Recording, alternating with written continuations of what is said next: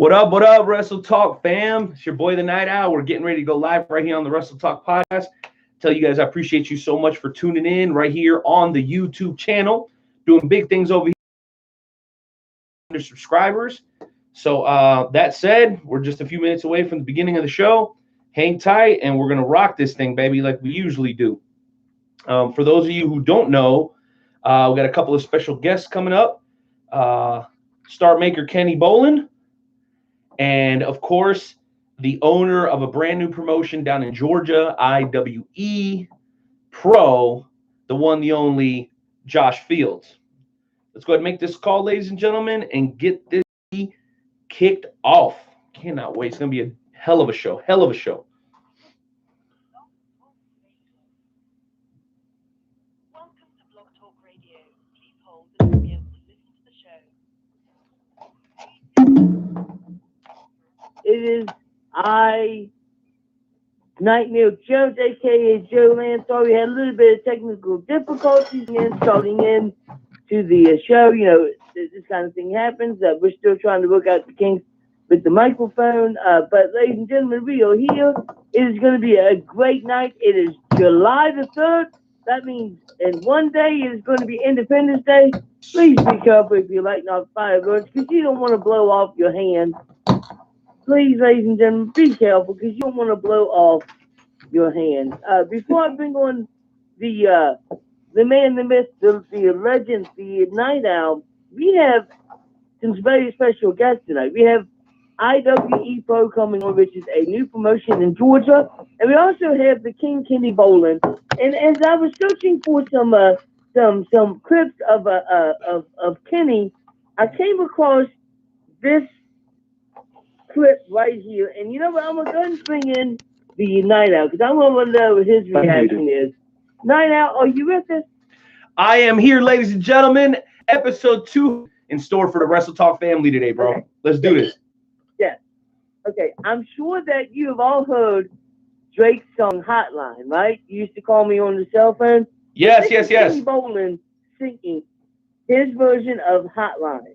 I need to call you on your cell phone. I'll only call you when you need my love. I call you on your cell phone. I know that you need my love.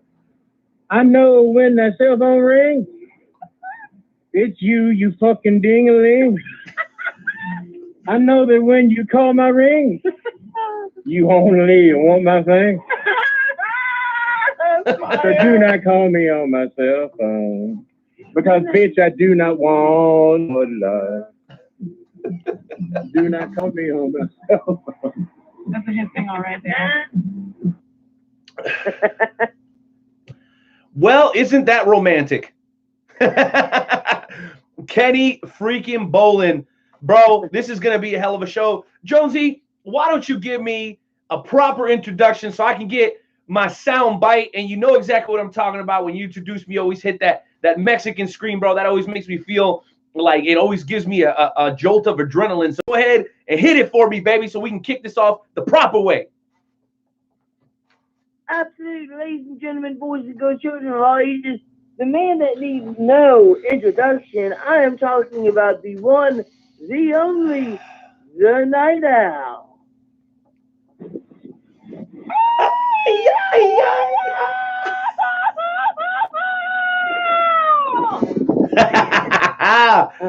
Yeah, boy.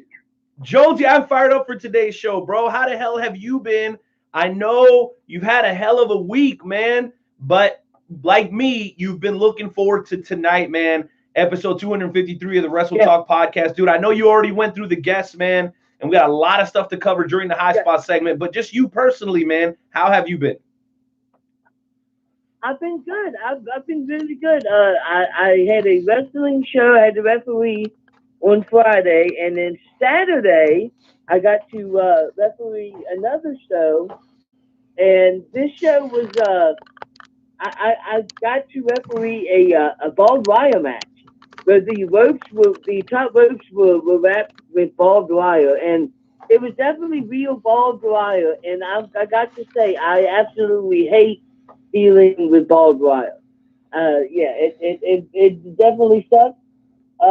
Saturday I'll be at Eclipse Wrestling, refereeing, and then Sunday I'm going to Big Bear, which is near Morgantown, West Virginia, near WVU, for another wrestling show. And right now I'm here on the Wrestle Talk podcast. I got myself my Sam 76, and I'm good to go. Dude, and you know what? I'm good to go today too, bro, because, tomorrow is obviously Independence Day, man. And there's obviously a lot to celebrate, but also there's also a lot to reflect about. So we're going to get into a whole lot of different topics during today's show, including during our time doing the high spot segment, which is where we give you guys the opportunity to basically take over the show. Anything relating to the world of pro wrestling, want you guys to give us a call, have a conversation with us. Let's chat. Let's hear what you got on your mind. Doesn't really matter what you guys want to talk about. We're good with it. You just have to dial that number, and that number is 657-383-1521. Again, that's 657-383-1521. And I'll tell you what, if you guys happen to be listening to this on the replay, don't worry. Any questions, comments, or thoughts that you might have, all you got to do is hit us up on social. Facebook, Twitter, Instagram. You can even hit us on the email at wrestletalkpodcast@gmail.com. Any topic that you want to hear discussed here on the Wrestle Talk podcast, just hit us up if you're listening to it on the replay, and we will cover it probably on next week's show. So if you can't listen to us live, it's okay. We're not going to hold it against you, but we definitely do want to hear from you in some capacity.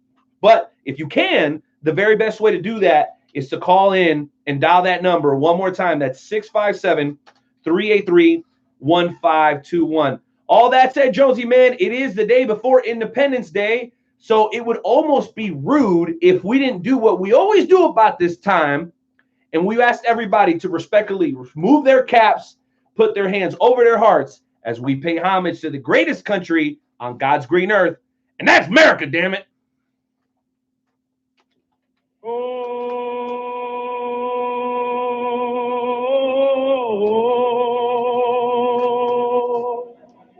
Oh, say, can you see? And the rockets, uh-oh. I'll make up for it now. Oh, the land of the free, the free. Brings a tear to my eye every single time. I gotta tell you, there's fireworks going off all over the place. My dog's hiding underneath the bed. Man, you would think that tomorrow is July 4th. It is July 4th, man. Stop playing right now. Stop playing. Well, listen, guys, we are going to get into the high spot segment here in a matter of moments, but we wanted to remind everybody of two things. Number one, the SummerSlam watch party is going to be held over at eSports, I believe early August. eSports in Shawnee, Kansas will be hosting the Wrestle Talk podcast SummerSlam watch party. Tickets are available via PayPal right now. So if you guys are interested and want to get the best seat in the house, first come, first serve, make sure you send us a message. We want to make sure that we get as many pre-sales as possible, because if we do good numbers, I think our buddy B Will over there might be even willing to put together a couple of more drink specials like he has in the past. We might even be doing some sort of WWE tag team tournament like we did a few shows ago. And the earlier you grab your tickets, the better chance that you're going to have to either enter the tag tournament or to grab a great seat at the watch party. And then number two, these fancy schmancy Wrestle Talk podcast mugs are still on sale over at WrestleTalkPodcast.com/merch booth. If you want one, or just with the regular Wrestle Talk design, they're $15. If you want it custom engraved, like the one that I have and like the one Nightmare Jones has, all you got to do is let us know. It's only an extra $5 plus shipping to get it to wherever you are inside the continental United States. And then if it's beyond that, then we'll figure out the shipping rates or whatever. So yeah, those were the two things that I absolutely wanted to hit, Jonesy. With all that said, man, I think people are done hearing us go back and forth about nothing. So let's go ahead and intern Timmy queue up as we get ready to go into tonight's edition of the High Spot segment. Intern Timmy, hit the music. Earthlings, we have now taken over your radio.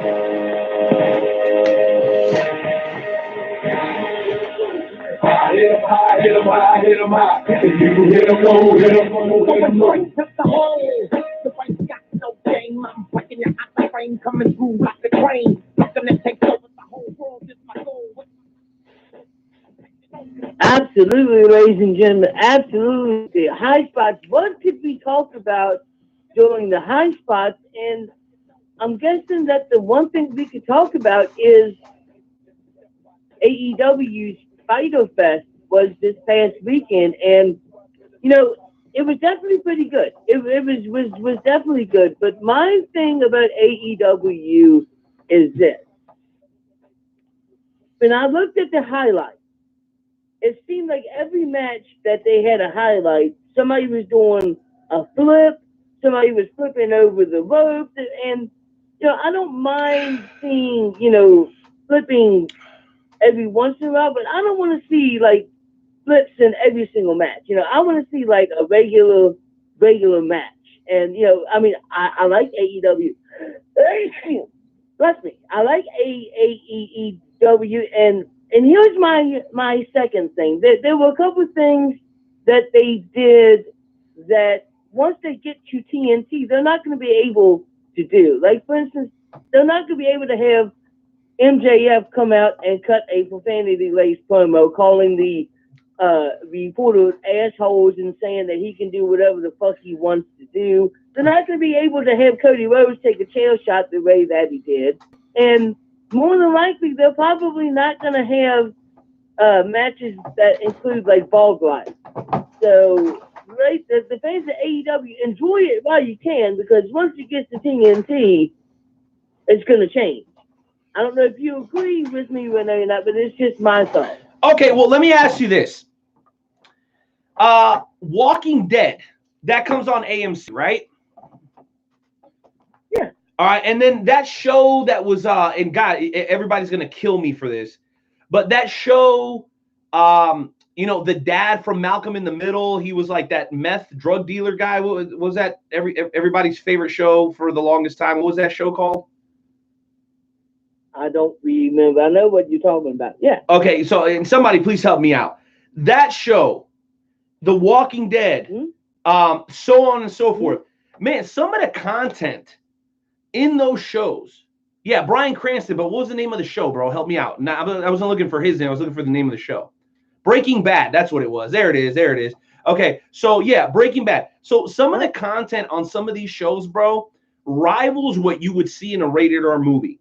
So I'm not necessarily sure that they're going to completely get rid of some of the stuff that you're talking about. They may bleep it out. They may tone it down some. But the idea that they're going to go from what they are, which is basically ECW, right, to being completely whitewashed and just watered down, I don't know. I think they're going to straddle that line, and that's one of the things that makes me feel that's going to be like, I should say, it's one of the things that has me the most intrigued, Joe, because I want to know how they walk that line. How do they stay true to who they are while appeasing network executives? Because even Vince McMahon and the gang. Yeah, go ahead, jump right in, bro, because I know this is a hot topic. Yeah. I understand exactly what you're talking about, but that station is A&E. We're talking about TNT. TNT doesn't have shows like The Walking Dead. They don't have shows like Breaking Bad. Exactly. TNT is a completely different network than what A&E is. So, but I understand. I understand. But Jonesy, don't you think maybe that's why they're doing this? That's why they're getting into the professional wrestling business, because not a whole lot of the content on TNT is edgy. Maybe this is what they're using to try to be able to compete with AMC, right? In Breaking Bad and Walking Dead. Maybe TNT said to themselves, hey, you know what? Kids don't watch our network anyway. Name me a show other than like NBA basketball that comes on TNT that is like curtailed to be family friendly. Not a whole lot of it. It's mostly drama, right? It says we are drama. So Listen, I'm not saying they're going to come out and cuss and do any of that stuff, Joe, but I would dare to say that they're going to do everything possible to stay true to form. I think they're going to try to be who they are, and then wherever they're told, hey, you can't do that, then they'll make an adjustment. But I honestly think that they're going to go into it guns blazing, and then when they get told, hey, you can't do that, then they may back off. But I think they're going to push the limit, and it's something that I'm quite interested with, because a lot of the guys on their roster don't necessarily, in my opinion, know how to peel it back. The John Moxleys, the Joey Janela's, the Jimmy Havoc's. There's only one way these guys know how to operate, and that's it, bro.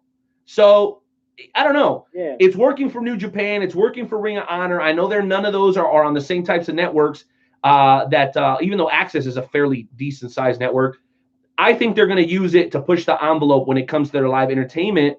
And I'm excited about it, bro. I'm more excited about how they're going to handle that than what I am for AEW itself. Because honestly, on my rating system, 1 out of 5 super kicks, bro, I gave Fyter Fest 2 super kicks, bro. None of those matches, none of the stories really got me excited. The co-main event was Cody against some guy that I never heard of. And then the main event was John Moxley against some guy that I'd never cared about, which is Joey Janela. But that's just me. One guy, my personal opinion. My personal opinion. And they did have a hell of a hardcore style match, and it was fun to watch. But where's it going from here? It doesn't matter. It's like a one-off. John Moxley's moving on to bigger and better things, and Joey Janela is just Joey Janela. I mean, I don't know, bro. I'm not trying to hate. It just didn't get me all excited, bro. What would you say? I must say that match with Cody Rhodes and the Darby Lane. I think his name's Darby something or other. When he did that move where he like jumped off of the top rope and like landed on the edge of the apron back first. That was sick. Dude, that had to suck. You have put together a wrestling ring as well as I do, so you know that is literally the least protected part of the wrestling ring. That had to suck. Hey, remember when we had Nigel Rabbit on the show, bro? And he was crapping all over us like he does with everybody else. And remember we were talking about the hardest part of the ring at some point, and he's like, "You guys are both idiots." And we're like, "Well, we knew that, but why specifically why specifically do you think we're idiots?" He says, "Guys, the apron is not the hardest part of the ring." And we go, "What are you talking about?" He goes, "The steel posts, that's the hardest part of the ring." So I was like, okay, you know what? I'm not going to argue with Nigel Rabbit, but I get what you're saying. That spot looked painful. And listen, I'm grateful that I got to see him, but it didn't get me overly excited. It would not have gotten me to buy the pay-per-view if it wasn't for free. I think that's why they get a pass for Fyter Fest, bro, because it was free. And I think that pretty much was the selling point for the whole show. It wasn't that Cody was going to be wrestling again. It wasn't that they were going to bring, some extraordinary type thing to the table. The tag match, the three-way or the trios match was okay. It wasn't great. I think the biggest selling point is that it was free. So if they're going to charge $50 the next go around, they're going to have to bring a better card to the table, bro. I'm not going to lie to you. They're going to have to bring something else to the table because honestly, I just wasn't really impressed with what Fyter Fest brought to the table. Like I said, I gave it 2 out of 5 super kicks. And if I had to decide whether I was going to spend $50 on that or $50 on something else, get me 4 months of New Japan, probably would have got New Japan or Honor Club for a couple of months, right? Because it's $10 a month instead of one pay-per-view.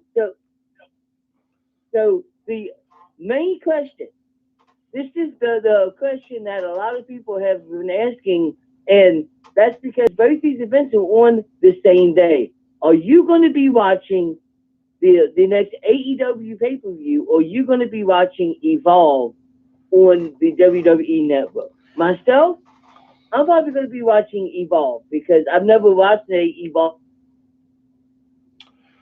here's the thing. show, and so this is my opportunity. And I've seen an AEW show. I've seen 2 of them, so I'm going with Evolve. Well, here's the thing, bro. You know me, and you know that low-key, one of my favorite promotions in the world is Evolve, even before their affiliation with WWE. And I'll tell you what, bro. Personally, I'm more into the Evolve show. Why? Because it's the first time that we're seeing WWE actually do a cross-platform with another promotion. You can say they did it with WCW, but that was after they owned it. You can say they did it with ECW, but that's when, like, you know, we all found out now with the Monday Night Wars on WWE Network that they were kind of working together, right? Like Vince was sliding Paul Heyman some money. You know, the guy showed up on the front row. We know all that shit, right? We know all that. Yo, Evolve is its own entity, and WWE is doing business with them. So a lot of people have wondered, well, what is Evolve exactly? It's like the NXT for NXT. So NXT is the developmental for WWE main roster. Evolve is kind of the developmental for NXT. And it's fantastic, bro. That's where Matt Riddle came from. That's where Keith Lee came from. That's where Ricochet came from. That's where ACH, okay, came from. I mean, all those guys, okay, all those guys at some point worked at Evolve. I'm going to watch the Evolve show not only because of those reasons, but one of our local guys, Anthony Sharkbait Gutierrez. Look for my man on Twitter, y'all. Sharkbait816. That's Sharkbait816. Look him up on Twitter because he is a local Kansas City guy, working Journey Pro, formerly of NWL, formerly of Metro Pro Wrestling. He got his first opportunity at Evolve last week, and I am dying to see if he makes even the undercard for this upcoming event. So to answer your question, bro, I'm watching Evolve. Straight up. Absolutely. Absolutely. I think that I'm going to go with the same route because, you know, Evolve is something I've been wanting to watch, so I'm definitely going to definitely take this opportunity and take a look at it. And like you said, it's awesome because it's the first time that the WWE is doing like a cross-brand promotion. Since we're talking about the WWE, my goodness, bro, Monday Night Raw. Oh my goodness. They stepped their game up. They did. They started off with Braun Strowman and Bobby Lashley going through the LED lights, and there was explosions, and they had Maria and Mike Kanellis come out. And Bro, oh, wait a minute. Okay, so we're gonna get to these stories, but I just got a message here from intern Timmy, and apparently we have some breaking news concerning the situation with Braun Strowman and Bobby Lashley. Intern Timmy, can you hit the breaking news so our boy Nightmare Jones can take it away with tonight's edition of Breaking News? Absolutely. Ladies and gentlemen, intern Timmy, if you could please hit the breaking news. All right, ladies and gentlemen, let's see if I can find this real quick. Yes. Okay, here you go. Let me go ahead and pull this up real quick because. All right, so electricians are baffled by bizarre explosions. WWE staff. A panel of experts from the American Association of Electricians concluded that they are dumbfounded by the series of blinding explosions that happened this past Monday from an LED panel on the stage of WWE program Monday Night Raw, defying all laws of wattage and amperage and logic and sparks and explosions. They burst through the LED panels, surrounding the so-called Titantron, when Strowman and his nemesis Bobby Lashley clashed through it Monday.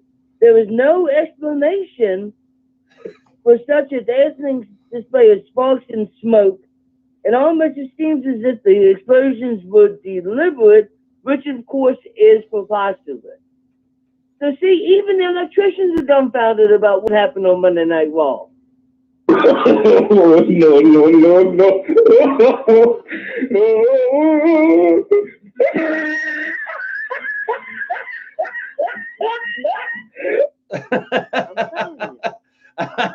Oh my goodness, bro, stop it. Why do you always do that, Jonesy? Tonight's edition of Breaking News. You know what? That thing, that part that happened literally got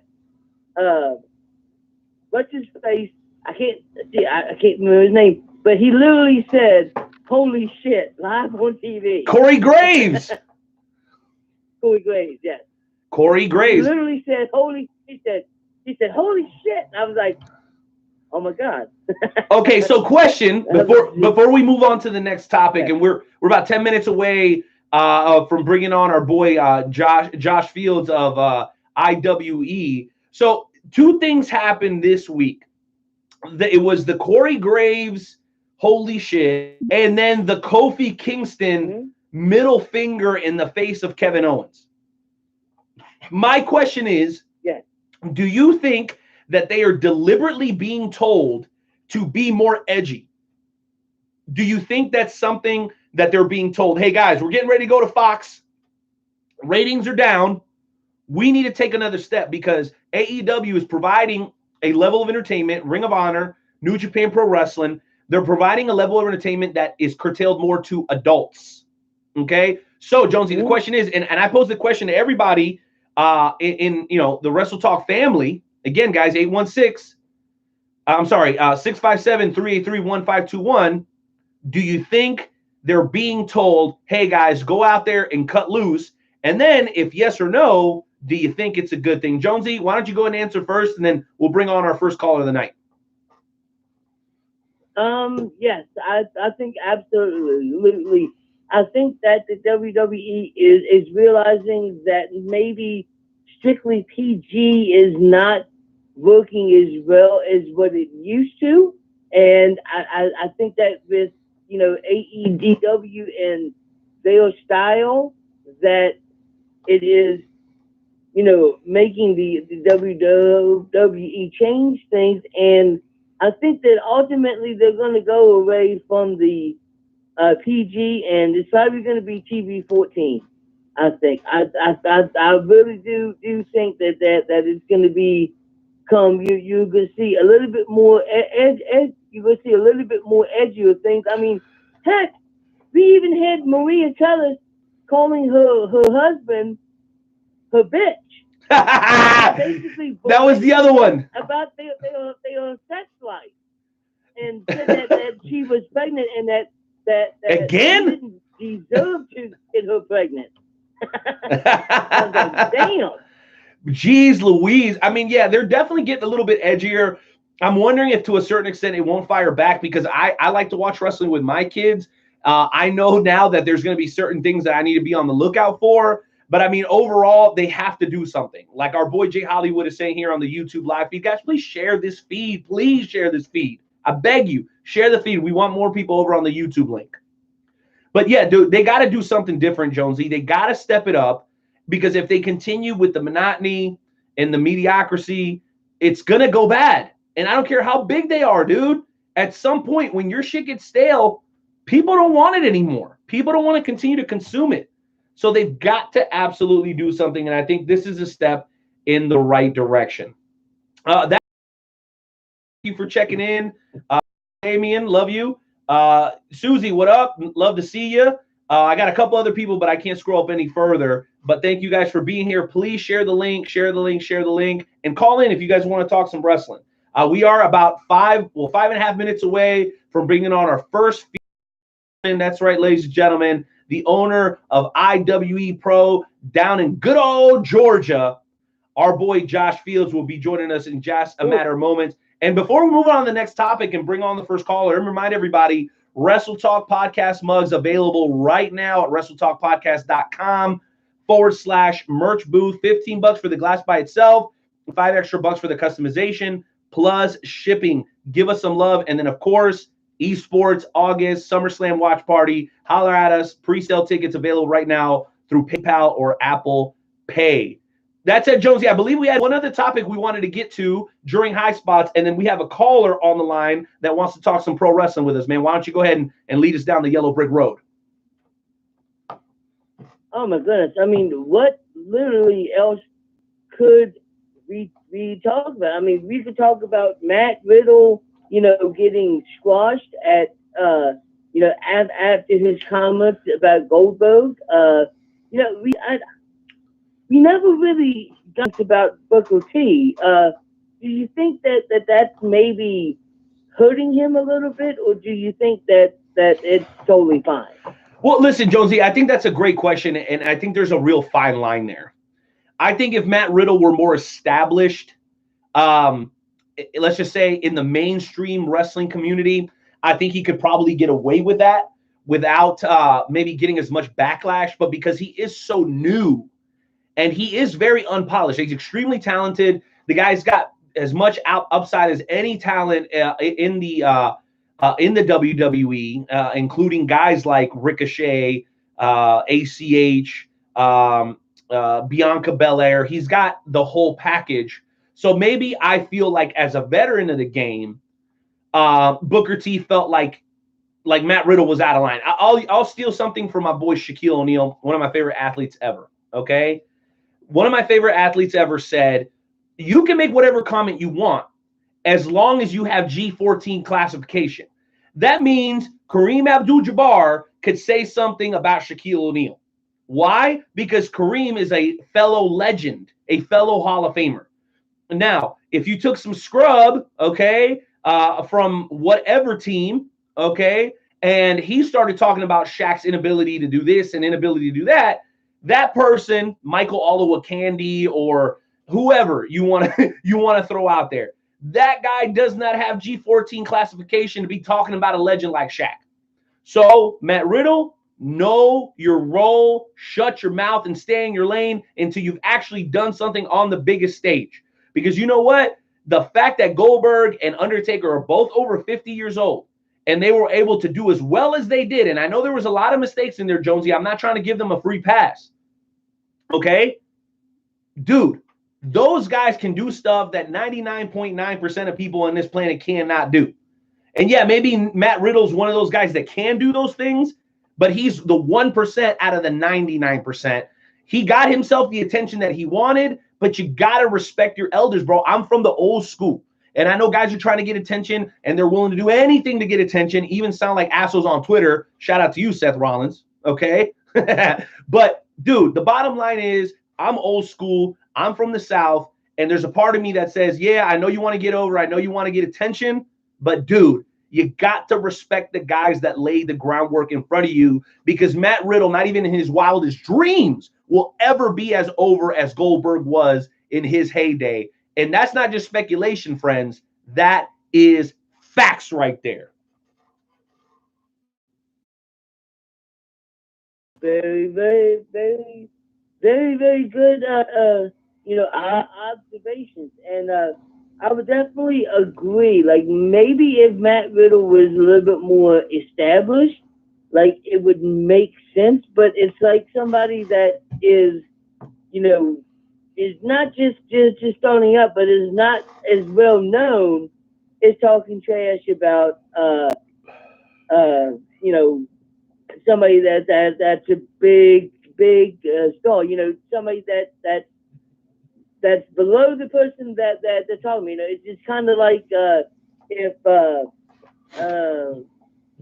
let's see here. It's kind of like if Kobe Bryant was talking crap about Michael Jordan. Obviously, better than Whoa. It's better than LeBron James. Whoa.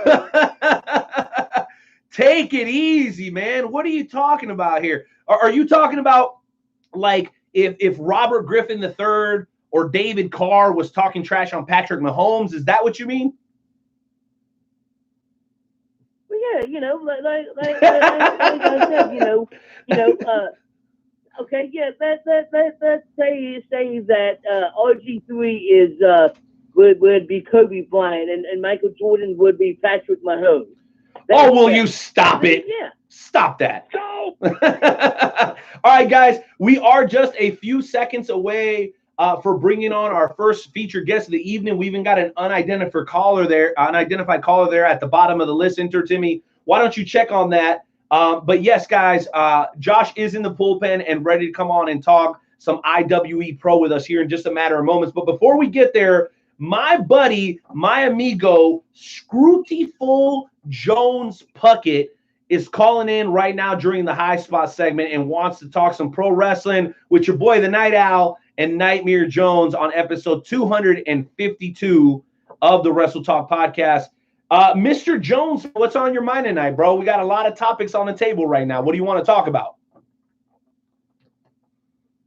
I want to talk about the last thing you were just talking about Matt Riddle trying to talk about a big superstar like Goldberg. Are you serious? Well, we believe it or not, Mr. Jones Puckett, we actually have a drop for that. Intern Timmy, I'm looking through my list here. I'm just making sure we still have it. Oh, I believe it is. Why don't you go ahead and play that for us? Stupid, stupid, stupid, stupid, stupid, stupid, stupid, stupid, stupid, man, stupid. All right. All right, Screw T-Full. Here, let me do mine. Let me do mine. Do it. Stupid. Stupid. Man, if you're gonna do it, you gotta do like I'm like, shit. I mean, Matt Riddle gotta give it up. I will give it up to him. He's very athletic. But to talk about a superstar like Bill Goldberg, out of all people, come on. This man was a fucking beast when he was in WCW. I remember when he made his debut against the Hugh Morris. Hugh Morris hit the no laughing matter and he kicked out of it. And you know what? I couldn't agree. Wow. I could not agree more, Mr. Jones Puckett. And I'll tell you what, man. I think the future is bright. I disagree with YouTube Live here. Fortune favors the bold, right? But also being bold can leave you out in the cold if you're too bold towards the wrong people. And like I said, I'm a little old school. Respect the guys that came before you. He could just as easily have shot that fire at somebody from another company of a big name. He could have said something about Kenny Omega. He could have said something about whoever else. Why talk about a guy that's in his 50s that was probably most likely asked to be a part of the pay-per-view? I'm sure Goldberg wasn't jumping up and down going, hey, put me back on a pay-per-view, put me back on a pay-per-view. No, I'm sure those insanely rich princes over in Saudi Arabia were like, oh, we want, let me do my best impression. We would like for you to bring the superstars from the Attitude Era to our show. And then they're like, okay, well, we don't really have anybody. All right, well, what about Stone Cold? Oh, he doesn't wrestle anymore. Well, what about The Rock? Well, he doesn't wrestle anymore either. Oh, I know. Why don't you bring back the Goldberg that he beat the Brock Lesnar? Blah, blah, blah. And then they're like, okay, sure. How much you want to pay? All right, we'll pay $2 billion. All right, Goldberg, let's go. Saddle up, baby. My thing is this. You know who's to blame here? Whoever put together that match. Undertaker and Goldberg, whether they called it in the ring or they planned it out before, they got to do a better job. They got to incorporate the nerves. They got to incorporate the fact that they're in a completely unknown environment with completely different fans than they've ever performed in front of. Maybe they should have stayed away from the jackhammers and tombstones. I'm just saying, bro. And I know that's what everybody wants to do. Okay?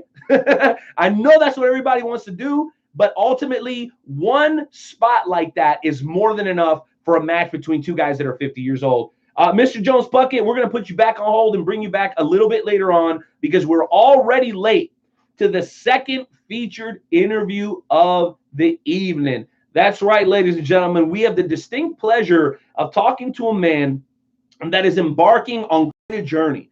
He's embarking on the journey of attempting to run a professional wrestling company. Okay? Now, not only is he doing that, he's doing it in a region that has a tremendous history of professional wrestling, and I'm talking about the great state of Georgia. Dusty Rhodes, AJ Styles, the list goes on and on. And now, if things go well for IWE Pro, Josh could be adding to the legacy that Georgia has already developed within the world of professional wrestling. Intern Timmy, do me a favor, cue up that music as we welcome in for the very first time on the Wrestle Talk podcast, our amigo of IWE Pro, Josh Fields.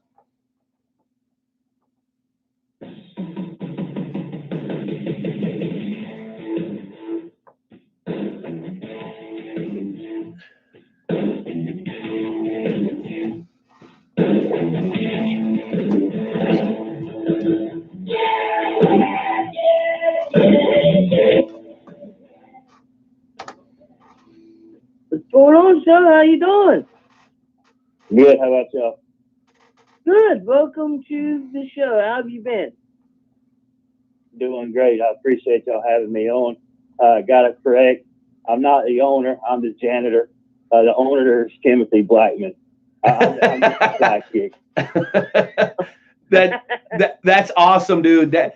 That's awesome. And Josh, I know we talked on the phone briefly before this interview, and man, right off the bat, I was like, wow, this is the kind of guy that we need to be interviewing on our show. We talked extensively about, for the brief moment that we talked about, your philosophy on your role within the company. And I think it's very similar to kind of how I think about the role of the promoter, the owner, the guy that's putting the show together. You are very much about creating a platform so that the wrestlers in your area and beyond can do what they do. I'm curious, for the people that don't know you, where did you develop that philosophy, and where did you develop your love for professional wrestling?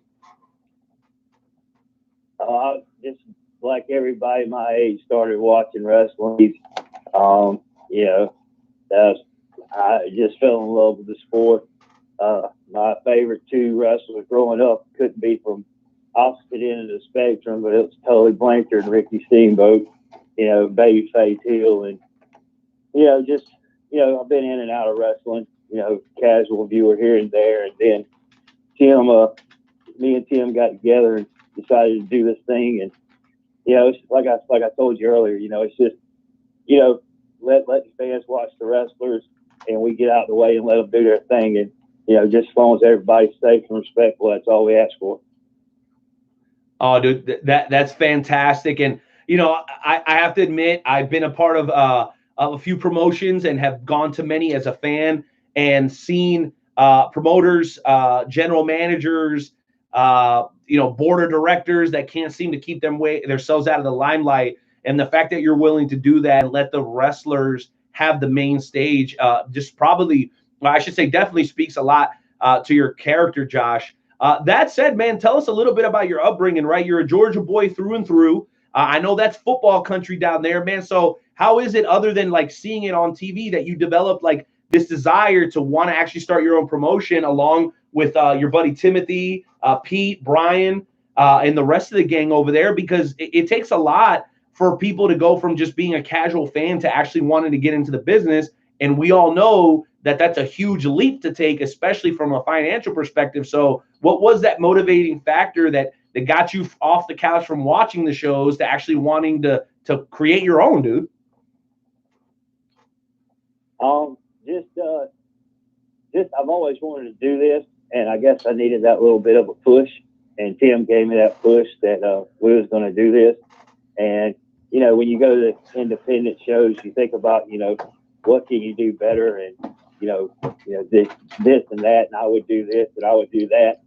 And it was time to get off the couch and do what we're going to do. And, it's been a blast. It's a lot of hard work. People have no idea how much it is just to put on one show, much less, the way we've been doing it. This will be our fourth show. And, we did our first one in February. And, the main thing we really want to do is, with each show, is have a way to give back to the community, because, it all starts with grassroots. We're not WWE, we're not AEW.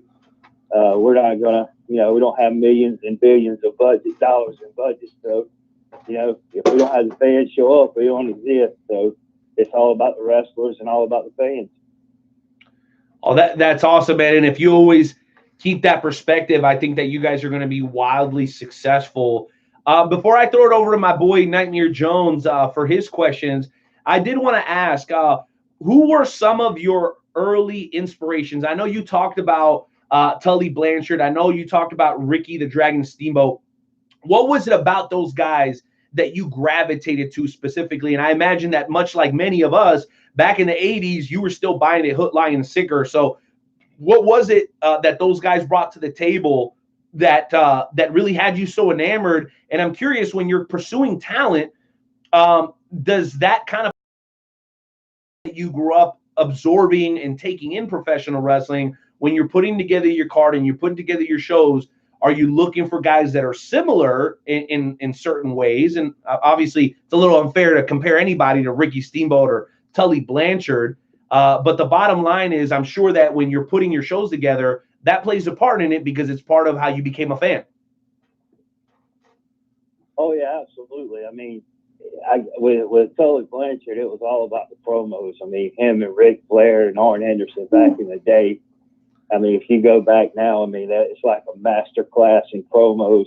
And with Ricky Steamboat, just the way he moved in the ring and the way formed. But the main thing that we do when we put together a card is, you know, it's a different world we live in today, and we don't care what background you come from, any of that stuff. We want to put together talent, and we go high and low, and a lot of good talent here in the area. And we just, you know, you got to bring in big stars from outside the area to come in and draw the crowd. But we also want to focus on the local stars. So, I mean, you know, it's a different time in wrestling.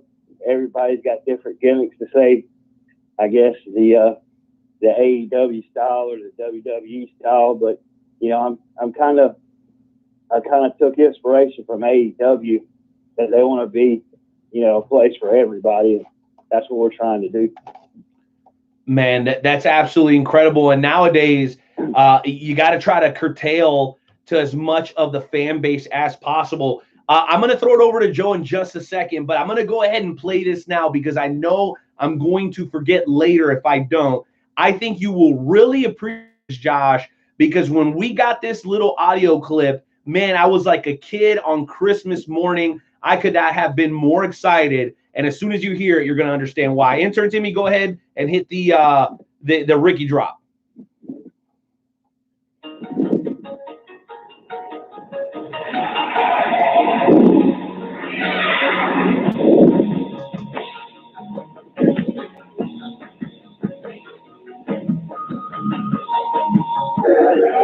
Hey, wrestling fans, Ricky the Dragon Steamboat talking at you, and you're listening to the Wrestle Talk podcast. I get chills every time I hear that. Tell me that was not cool, bro. That's awesome. Oh, man, that made my freaking day. Joe, you remember when I brought that and sent it to you for you to edit it? Man, I know you know what that feeling was, bro. That was freaking amazing, bro. Absolutely. That was awesome. It was. That said, Joe, why don't you take it away with any questions or thoughts you might have for Josh of IWE Pro? I do. Now, you guys are starting your first show is going to be on July 20th. What preparations have you guys made for this first show? Man, we've been working hard. I mean, this is definitely a labor of love for me and Tim and everybody. We're putting together the first women's championship tournament that's ever been held in this area that we know of. We've got Amber Nova, Miranda Elite, Casey Lennox, Lindsay Snow, excuse me, and Avery Taylor. And I know I'm forgetting somebody, so I apologize. But and we got Dream Girl Elliott. They're going to be competing in the tournament. We got Selena De La Renta from MLW. She's coming down. Excuse me. And we got formerly known as Jack Swagger. He's going to be here doing a meet and greet. So, you know, we got Aubrey Edwards from the AEW referee. She's going to be refereeing the women's tournament. So, you know, Alicia Tout, also from AEW, is going to be down here. So, putting all this together has definitely been a labor of love for sure. Oh, absolutely. It sounds like a freaking awesome card. I mean, you know, speaking of Selena De La Renta, we've had her on the show, and my goodness, she is such a amazing talent, and just those names alone is absolutely awesome. So, what do you hope that the fans get out of this first show? Hey, just sit back and have fun and watch the talent go. I mean, these ladies that are competing in the women's tournament, I mean, a lot of them had success. You know, Amber Nova's done some work with TNA and NXT. You know, a lot of them. Casey Lennox has actually done work with MLW as well. So, you know, just sit back, have fun, and enjoy the show. We also got some local talent. We got some local names that some people don't know. We got John Schuyler and Hunter Young. We got the International Shoot Stars and the Gym Nasty Boys. We got Sean Legacy. Whoa. I'm going to stop you right there. Did you just say the Gym Nasty Boys? Dude. I knew it. Oh, my goodness. Yes, sir. Let me tell you something, man. And I know you're going to love this name too, Josh. Dude, the Gym Nasty Boys, the Hooligans, and the Besties in the world are like my 3 favorite tag teams anywhere. I don't care what promotion, the biggest, the smallest. Dude, you guys are bringing in the Gym Nasty Boys. Ladies and gentlemen, be prepared to be entertained. Those guys are absolutely out of their minds, and they alone are worth the price of admission. That's just 100% fact. Yeah, we had the Gym Nasty Boys at our last show, and man, they're great. They're fantastic. They're definitely entertaining, and we're actually in September we're gonna have Joey Ryan down here as well, so that should be interesting to say the least. Yeah. That's just real interesting, Joey Ryan. Man, I've got to make my way to Georgia to go see one of your shows, because it sounds like a freaking awesome time. And, you know, it's just, you know, I like the mentality of, you know, just sit back and enjoy the show. And that is awesome. You know, like we were saying, there's a lot of promotions where you see the owners or the commissioners, you know, try to interject themselves in all of the matches, and you all have the mentality of you're all just going to sit back and let the wrestlers do their thing and entertain. You know, make it about the wrestling and not about anything else, and that is absolutely awesome. Renee, why don't you come in here with whatever questions that you have? Well, I do, bro, and I want to make a comment first. Number one, I'm actually originally from South Florida, now I live in Kansas City. But let me tell you, man, there's 2 things that the great state of Georgia, and now maybe 3, that you're going to get for sure. Number 1, I met my wife in Norcross, Georgia, just slightly north of Atlanta. Number 2, my favorite beer in the whole wide world, my first ever IPA was Sweetwater IPA. And anybody from Georgia knows what I'm talking about. That Sweetwater is absolutely incredible. And then now number 3, IWE, you guys are starting to take professional wrestling in your area kind of to another level, bringing in people like Selena De La Renta, who is a former guest of the show. I'm curious, how do you strike that balance, Josh, between bringing in the big names and making sure that your homegrown talent is getting the notoriety and spotlight that they deserve? Well, I mean, to start off from the beginning, you know, I know we're dropping a lot of Georgia lines, but I am a Clemson Tiger fan. So we got to stop it right there with the Georgia. What? Wait a minute. What? Oh, Josh, you can't be serious right now. Oh, I absolutely. I'm a diehard Clemson Tiger fan. How are you not a Bulldog fan, man? Are you serious? Well, I was born and raised in South Carolina, so. Oh. So that okay. So no right Gamecocks. No Gamecocks? Oh God, no. Oh God, no. No. That's a cuss word where I come from. So I'm guessing Steve Spurrier isn't on your Christmas card list then. Nah, probably not. I wouldn't guess that. But back to the question. You know, we try to keep half and half. I mean, you know, when we first started this, I mean, you would not believe all the emails that I sent. And then we started getting them back, and I was like, man, we got something special here. You know, we can actually, you know, get some big names here. Growing kid, I mean, I was thinking about this story before I come on the air. You know, we would get to advertise shows with all the big names, then we get the hook when we got there. Due to travel restrictions, they won't be able to make it. You know that old line. So card subject to change. You know, I want to make sure that card subject to change. Yeah. So hopefully we won't ever have any of that situation. But you know, just want to bring in some big names. And you know, my goal in this whole thing is I want the talent that comes to work for us. If they get signed to WWE or AEW, you know, other promoters and stuff will get jealous of that and like, you know, kind of, you know, cast aspersions on that talent. Not if somebody gets noticed at one of our cards and goes on to bigger and better things, that nothing would warm my heart more than that. Wow, that's fantastic, man. And you know, that speaks to your humility, Josh. Because ultimately, I think that if the talent succeeds, at some point along the line, your name, not your name, but the name of your promotion will come up. And I think that bodes well, not only for that talent, but also for you guys as you're getting started and starting to develop some momentum. So kudos to you again for having that perspective and being wise enough to understand that you're not going to gain anything by trying to hold back talent. That's not a good thing.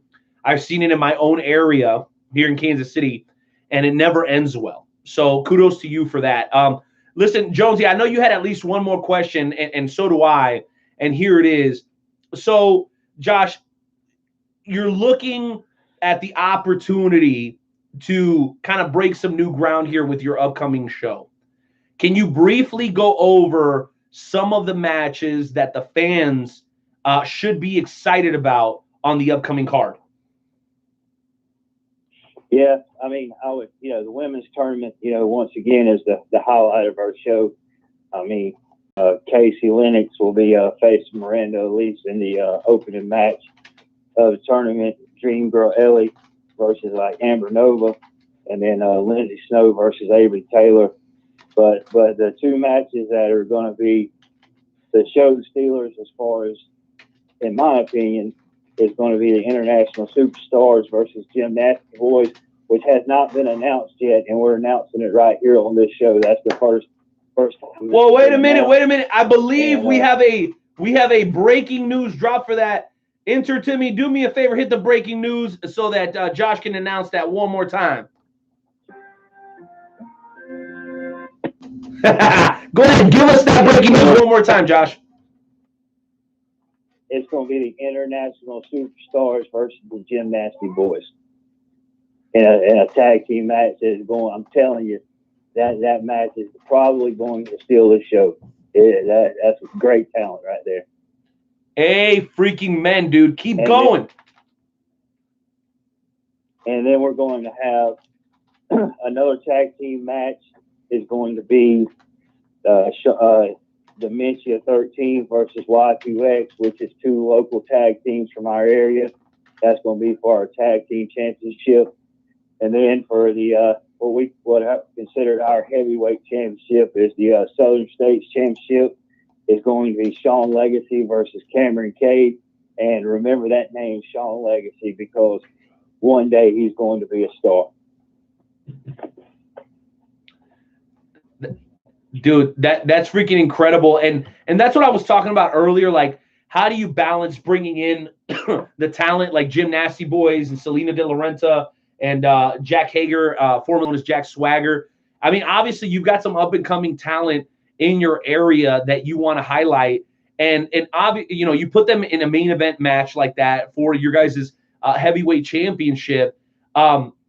When people think of IWE, Josh, is it something that they could consider to be like more of a family-friendly show? Is there going to be some hardcore action?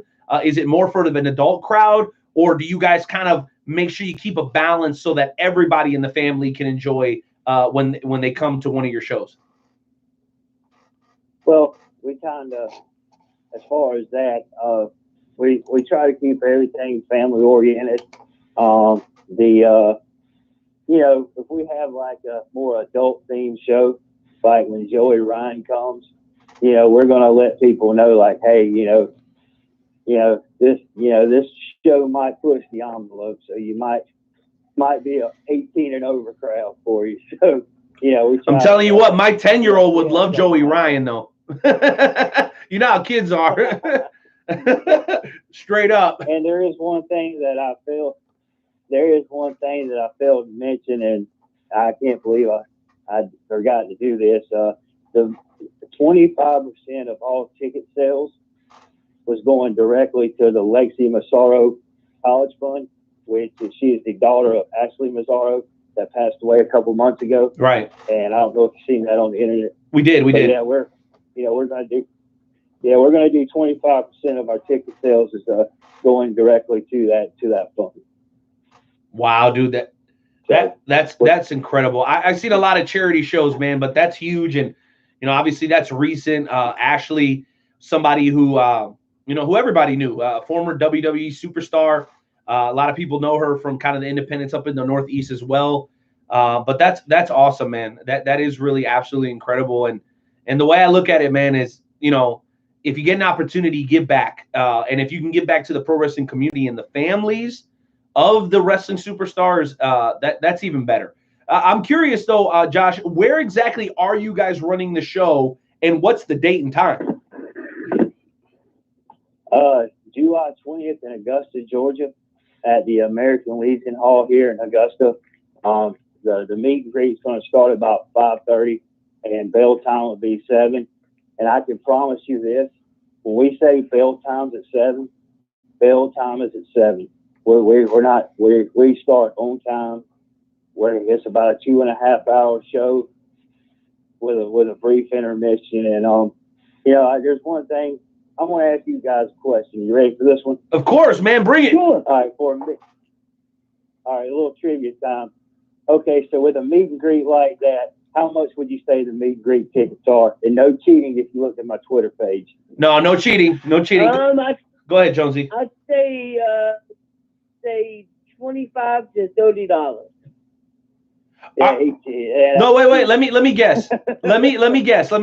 So is the meet and greet just with Jack Swagger? Is it just Jack Swagger? It's with everybody on the card. Okay. So let me say this. The value of that, especially for the many borderline perverted wrestling fans that exist, just meeting Selena De Laurenta alone should be worth $100. I'm telling you, because I know there's a lot of you those you nerds out there, okay? But if I'm taking a legitimate guess, just getting a feel as one of the owners, I would say that to get a chance to meet everybody and the whole meet and greet deal, you guys are charging probably no more than about $20 to $25. $30 for the meet and greet and ringside tickets. That includes the meet and greet and ringside front row ticket is $30. Wow, dude, that's what? So the meet and greet and the front row ticket is $30. Wow. And listen, Josh, you seem like an honest guy, but whenever something that I'm not 100% sure that is legitimate, we always go to the always reliable and 100% honest Iron Sheik. So I'm curious, Iron Sheik, are you buying this $30 for the front row ticket and meet and greet over at IWE? Fucking bullshit. No, seriously. That's awesome. Listen, Josh, all kidding aside, man, that is incredible, dude. You are catering not only to the most hardcore wrestling fan, you're catering to the casual wrestling fan and to the blue collar individual that can't afford 5 tickets at $45 a piece with the meet and greet T-shirt, hot dog, drink, and the whole 9. I mean, that is unheard of, bro. That is freaking unheard of. Yeah, we also that's just the front row. For ringside and the meet and greet is $25, and for general admission, and the meet and greet, I think we're doing that same thing as $25. So we're not trying to break anybody's bank. We just want you to bring your family, let them meet the stars, let them get autographs, and enjoy yourself. Wow, dude, that's And so also, I'll give you this: amazing. if they come to the show and they don't enjoy it, I'll give them their money back. My goodness, bro, you guys are changing the game right now. That is crazy. Joe, why don't you jump in with your last thoughts or question, man? I'm having a hard time wrapping my head around this right now. Absolutely. I just have one question. As the promoter, what match are you most looking forward to see? Wow, man, you put me on the spot there. I'm gonna have some hot talent mad at me saying you put me over and didn't put me over. I think I'm going to give you two, and that's because I don't want to make anybody mad. There's going to be a diamond in the rough in the women's championship tournament. I'm not going to give that one away, but there's going to be one match in that women's tournament that steals the show. And then I guess I got to go with the Gym Nasties versus International Superstars. Absolutely. Gym Nasty boys. Yeah, absolutely. They definitely take me out of my comfort zone because I'm old school wrestling. So yeah, it's interesting, but they couldn't be any nicer guys. Wow. And I will tell you, I got one more thing. When you talk about, the price point and all that, we definitely are getting some heat from local promotions down here that don't like us too much. So, it's definitely been interesting. But, the one thing that I want to get across to anybody that listens to this that does run a promotion, we're all in this together. And if we all succeed, we all make money, everybody's happy, and people go on the internet, go online, the keyboard warriors unite and start burying other places. That doesn't look good for you, and it doesn't look good for anybody. Right? Wow. I could not agree more. We have promotions in this area, and anytime that another promotion wants to try to run the show, then all the negativity starts, and I'm like, they're just trying to do the same thing that what you're trying to do. They're not trying to take your fans away. They're just trying to give everybody a good time and a good experience, and but Absolutely. I totally understand. Well, and for anybody that wants to follow us on Twitter, go to @IWE Pro. That helps. If you got a local promotion, go follow their Twitter page because sponsors want to know in this day and age how many people you got on your Facebook page, your Twitter page, your Instagram. So if you put in IWE Pro on any of those, you can find us, and please just click follow. That's it. Absolutely, guys, and make sure you take some time and go over to the Wrestle Talk Podcast Facebook fan page. All the IWE info is right there on today's link. You guys follow them on Facebook, Instagram, Twitter. I should say Twitter and Facebook. Good things, constant upkeep and content dropping on a pretty regular basis. And it's funny that you say that, Josh, because we are getting ready to go into tonight's edition of the Shoot and Shout segment, where you get an opportunity to let off anything that might actually be bothering you a little bit. It's a little bit of a therapeutic session. Just consider yourself kind of the next guest on the Dr. Phil show. But before we get there, I wanted to say this. I always kind of have a thought when I see one promotion or one talent trying to bury another talent. There's really a very simple way to handle it. And I think we can all take advice from one of the most badass, legit Southern boys of all time, and that is our boy Stone Cold Steve Austin. So what does Stone Cold Steve Austin say when there's haters in the pro wrestling business? Here's his response. What? Because Wrestle. What? What? What? What? What? What? What? Enter Timmy, baby. Let's do it. Let's get into tonight's edition of the Shoot and Shout segment.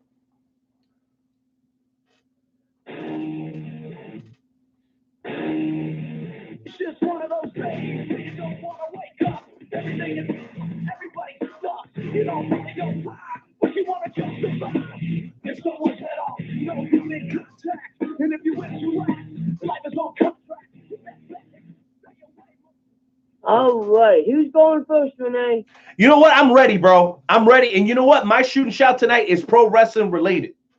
I'm not going to mention any names because I'm not that guy, okay? But listen to me.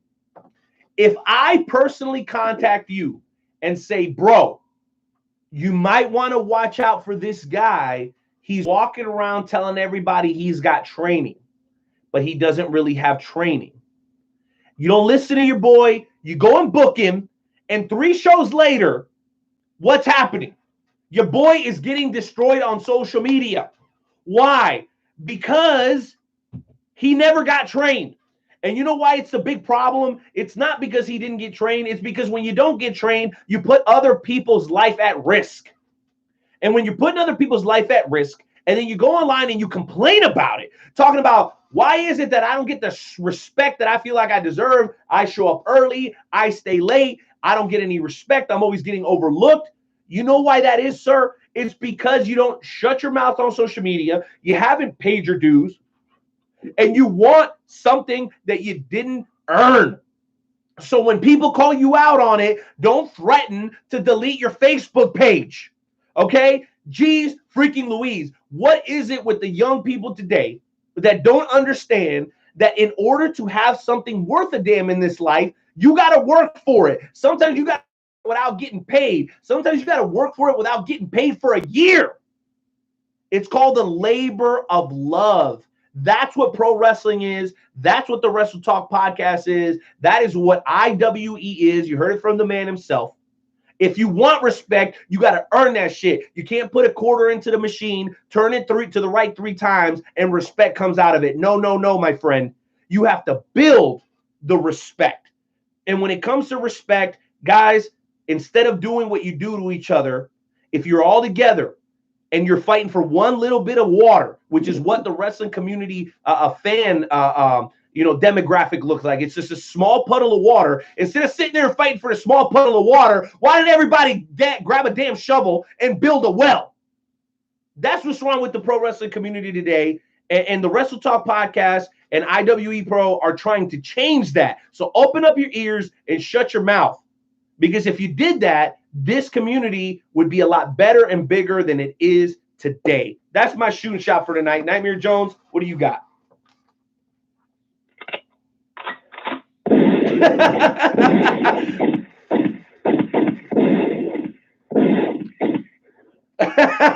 Man, how am I supposed to follow that? I don't know, bro. About how pissed off I am that, you know, I'm drinking the delicious beer and I finish it and I go to get more and I find out that I don't have any more in my beer and it makes me upset. Oh, it's okay. I need my beer and I'm too many beer. I know. You ran out of beer, Jonesy, man. I know the feeling. All right, Josh, you saw what we brought to the table, man. How does a Southern boy handle his business on tonight's edition of the Shoot and Shout segment? There you got you shooting hard on something, I believe, and my man over there running out of beer.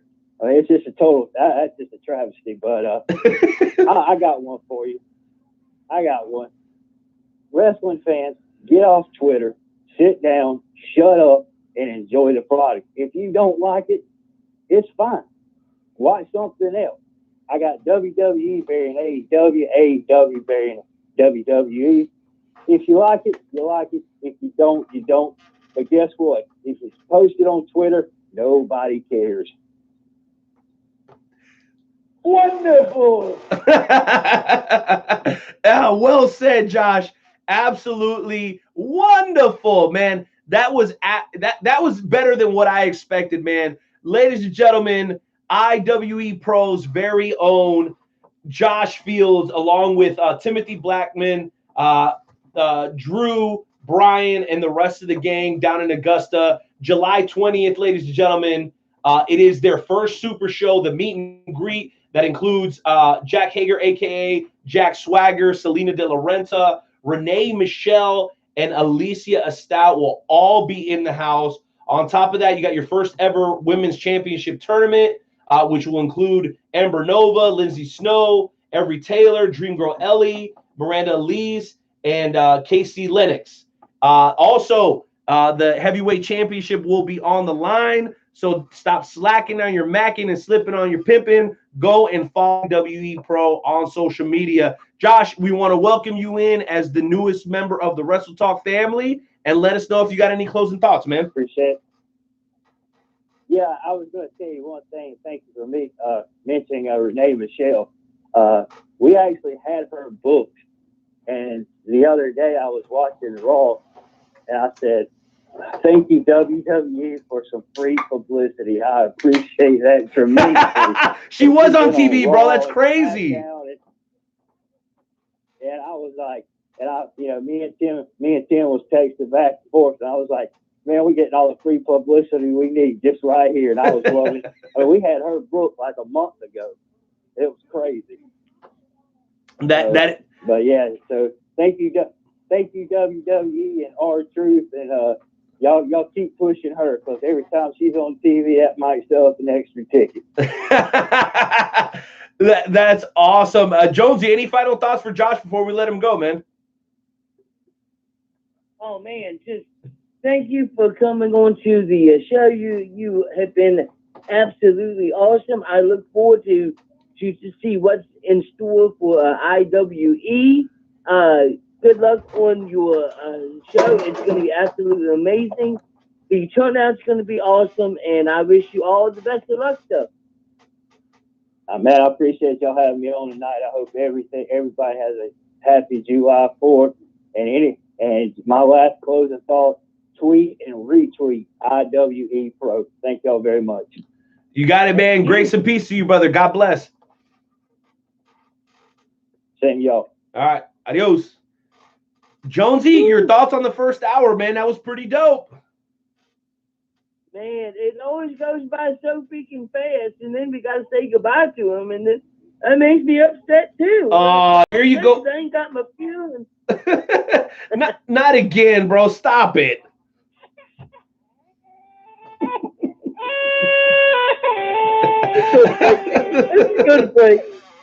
Let's go to break, baby. We'll be back in 2 minutes and 20 seconds with hour number 2 of the Wrestle Talk podcast with Joe and Renee. We'll catch y'all in a minute.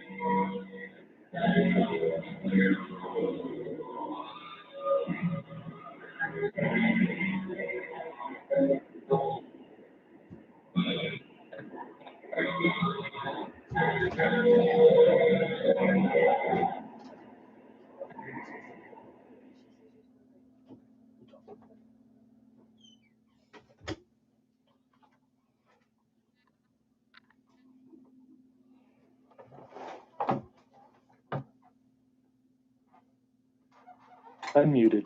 Ladies and gentlemen, we are back. That's right. We are back on episode 253 of the Wrestle Talk podcast. Hopefully you guys have enjoyed the first hour of the show. It's what the hell was that?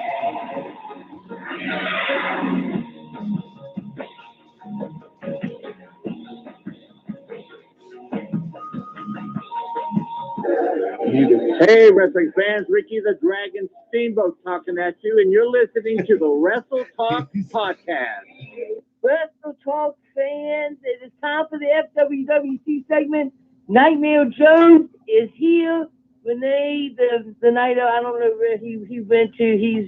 He's off doing whatever the board of directors, but don't vote because Unmuted. Nightmare Jones is here to take over the FWWC, because that's exactly what Nightmare Jones does, is he takes over the FWWC. So tonight for the FWWC segment, we're only going to be taking callers that are in the greatest faction ever in the FWWC, La Familia. That's it. If you're in La Familia, if you're not there, not familiar, then sorry about your luck, Jack.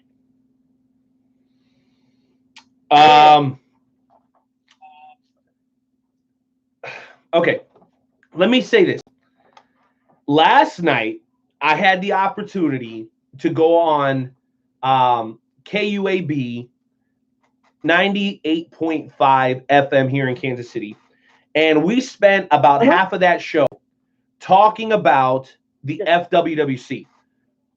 It was a privilege. George, thank you for making that happen. It was an honor. Much as I love to talk about the FWWC, there is always this dark cloud that looms over the world's premier fantasy wrestling promotion, and that is La Familia Worldwide. As you guys can hear, our lovable Jonesy turns into Nightmare Jones during the FWWC segment, and it really kind of a little bit. So I'm going to do myself a big disservice by asking Nightmare Jones a question. And here's my question to you, Nightmare Jones. You see what happened at Stomping Grounds with El Matarata retaining both championships. You see how the FWWC Pick'em played out, where now both general managers have a little bit of leverage. We all know that your interest is in La Familia and La Familia only, but you're also a member of a brand, and you've got a job to do concerning that brand as well. So I'm curious, what is your opinion on the overall layout of the FWWC as it currently stands going into round 5? My stance is, as long as El Mata stays the champion, it's what's best for business. I'm La Familia through and through. Doesn't matter if I'm red brand, doesn't matter if I'm blue brand. As long as El Mata holds the titles, that's all that needs to be done. Enchantress thought she was going to take that title away from El Mata, and well, El Mata feasted on Enchantress. So, Why don't you even ask me that question? You should already know my answer. Okay, that's fine. You know what? I thought you would bring a different perspective for once, but you know what? I absolutely was obviously wrong. Listen, we got a lot of callers on hold, and I want to make sure that we check and see who those people are. So, intern Timmy, do me a favor and check on that for us, because we're going to get on to our first guest during the FWWC segment. This is a gentleman that's been listening to the show from the very beginning. He's a man that hails from the great state of Arkansas, and he's a man that's always ready to bring the good word. Ladies and gentlemen, welcome to the show, your current reigning FWWC Red Brand Intercontinental Champion, the one, the only, Devontae D, the Bishop.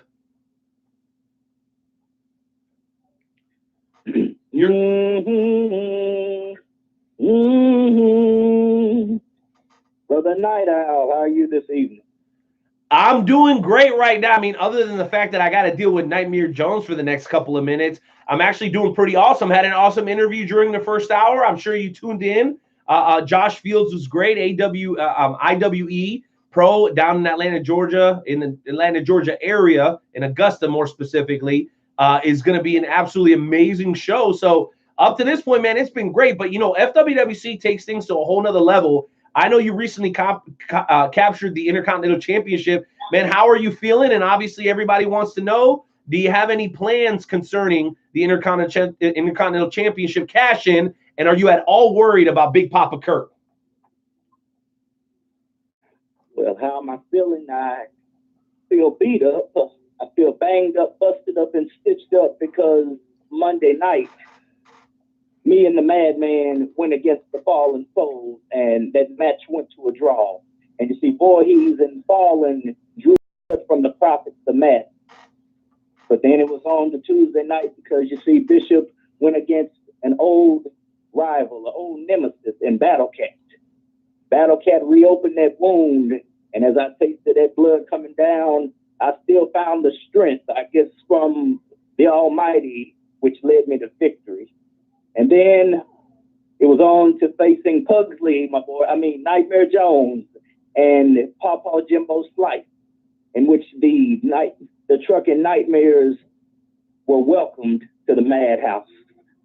That was So all Jimbo's that busted up and banged up. That was all Jimbo's fault. Wasn't my fault. Well, He got not me. Well, on Jonesy, you see, the record books say that POM defeated the Trucking Nightmares. So you are a part of Trucking Nightmares, right? So whether you got pinned or Old Man River got pinned, it doesn't matter because you see, the Prophets of Madness are going all the way. Whoa. Hey, listen. No, wait a minute. Wait just a minute. Bishop, did you just call Jimbo Slice Old Man River? Did you dare? Let me tell you something. I'm not for or against La Familia. Well, actually, maybe more against than for. But Jimbo Slice just beat the Battle Cat to earn an opportunity to go against you for the Intercontinental Championship. It sounds to me, sir, that you're underestimating the legend Jimbo Slice. No, that's not it at all. I'm not underestimating him at all. You see, I've been in the ring with Jimbo Slice before. I know that he's got the old school mentality, and you see, I respect everything he's done in the FWWC. But you see, anytime I get a chance to go at it with members of La Familia, it's like that other side comes out. And so he is going to be a tough competitor. I'm not taking him lightly. But you see, I have plans for that IC title. And that is to cash in soon and very soon. Well, you know what? I'm anxious to see what you do with it, Bishop, just like we do with every other guest, man. I know you got a lot going on. I know Extreme Rules is right around the corner, man. Do you have any final thoughts before we let you go tonight? Yes. Whether it be Jimbo Slice or anyone else that comes for the IC title, just know that I'm not letting it go without a fight. You can knock me down, you can kick me down, but again, I will rise up and I will be victorious and stand in the shining light of victory. And I will be on my way soon to cash in against El Mata. And so, El Mata, I still have a little beef with you for what you did to my ride. Don't think that I've forgotten. So if I were you, El Mata, I'd be concerned. Wow, indeed. Not often you hear somebody with the balls to call out your boss, Nightmare Jones. Any thoughts on the Bishop potentially taking that Universal Championship away from El Mata Ratas? Well, nobody ever said that the Bishop was smart, did they? Oh, stop it. Will you Most stop that already? have Jeez tried to Louise, man. take that title away from El Mata, and every single one of them have failed. So if he wants to ruin his shot and go ahead and cash in, I'm sure El Mata will be more than happy to add him to the list of people that have fallen to El Mata, because let's be honest, not very many people can say that they've beaten El Mata. I'm one of those people, though. Just so you know. No, don't do this. But let's go ahead and get on our next. No, wait a minute. On next call. Wait, Jonesy. Yes. Jonesy, listen. You got to hear me out, okay? We have to make a quick transition, okay? And we're going to get back to the FWWC segment, and then we're going to come back with the star maker, the king, Kenny Bolin. But we just had the Bishop on, and I said to myself, how appropriate would it be? And I want you to cue up this music, intern Timmy. How appropriate would it be if we interrupted the FWWC segment, and we will be back to it here in just a moment, if we went from a bishop to a chaplain? That's right, ladies and gentlemen. Wrestle Talk Podcast has its very own chaplain. He's also the owner of Painter's Dream Productions, helping us create the platform that is the WrestleTalkPodcast.com. Ladies and gentlemen, for a quick snippet of truth, welcome back into the show, our big brother, our brother in Christ, the one, the only, Big Daddy P.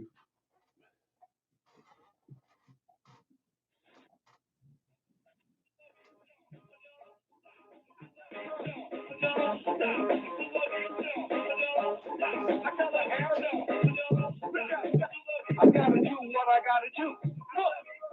So who the hell is you? To tell me how my soul is wrong, you don't know. Lay out and let the daddy go. Giving my reps about stealing, but it's about feeling. Sometimes truth or feeling, but you know how I flow over the proper review. I gotta do what I gotta do.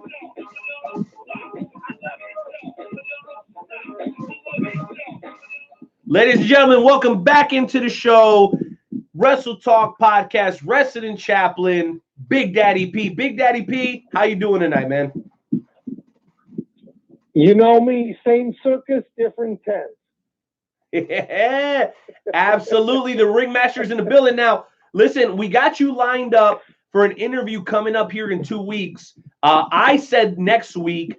I meant the week after. That was my mistake. We had some cross communication with the booking. That was my fault. But we're going to do a full 30-minute interview with you very, very soon, within the next couple of weeks. Big Daddy P, that is going to be fantastic because we know you got a lot of great stuff going on. But tonight you're here to take care of some business, man, and it's pretty serious. So why don't you go ahead and take it away with any thoughts, and then we'll transition into the snippets. First of all, there are a lot of people that really don't even know me. They have no clue on who I am. All they know is that I pray, which is fine. You know, I'm okay with that. Good enough for me. Big Daddy P and just my prayer life. You know what I mean? Yeah, absolutely. Because sometimes people have a preconceived concept of someone who prays. Maybe he thinks he's better than somebody else. And clearly, if you know me, I am the farthest thing from perfect. But I do represent the one who is perfect, and so that is my job. We do have a prayer request, and that prayer, this is heartbreaking, guys. I mean, this story, Renee, you sent to me, and it is for Marcus from Kansas, who has a very sick 1-month-old, and the baby is being flown from Parsons, Kansas to Children's Mercy in Kansas City. So we definitely want to pray not only for the baby, but for the family, because you know they're stressing out. I mean, you're a father, you know, when your kids aren't healthy, it worries you. But the good news is we have a great physician. We have the great healer. I didn't write the words, come to me who are weary and heavy laden, and I will give you rest. God did. So we're going to take a moment and pray for this family, and also for anybody that happens to be listening. God knows your situation. I don't. But what I know is for sure is for this brief minute or two, this gives us an opportunity to stop and to open our hearts to the one who brought us here, the one who carries us each and every day and keeps us from stumbling, and he can take us at any time. There are husband or wives or children right now who won't be home tonight. They think they are, but they're done. Their work is complete. So if you're listening to this right now and you've got an issue that you would like God to take care of, trust him today. Allow him to show you who he is. He really wants to reveal himself in this day. And so let us pray. Father God, thank you so much for this time that you and you alone have opened up. Father, we pray for this family who right now is hurting because of this baby. Father, you know the situation, you know the conditions. I pray for the mother and father and the family that's involved, that they would not worry, that they would trust you in this situation, that they would come together as a family. Right now, Father, thank you so much. We thank you in advance for what you're going to do. We look forward to hear a wonderful response to the situation as we follow up with it. Father, I also pray for those that are listening right now who are going through some junk. Life is hard. And so, Father, you know their needs. You're the one who wrote the words, I shall supply for your needs according to the riches of your grace. So, Father, I pray that you would give them the strength to draw them closer to you today, to trust you in the situation, whether it's an electric bill, a divorce, whatever the situation might be. Whoever's listening, Father, their ears are open, their hearts are open, and I just pray, Father, that they would trust not only you for eternal life through faith alone in you, but that they would continue to call upon you because you search to and fro throughout the earth. So I just thank you so much, and I love you. Father, I look forward to the opportunity that people can hear about testimony, they can hear about all the things that you and you alone are doing.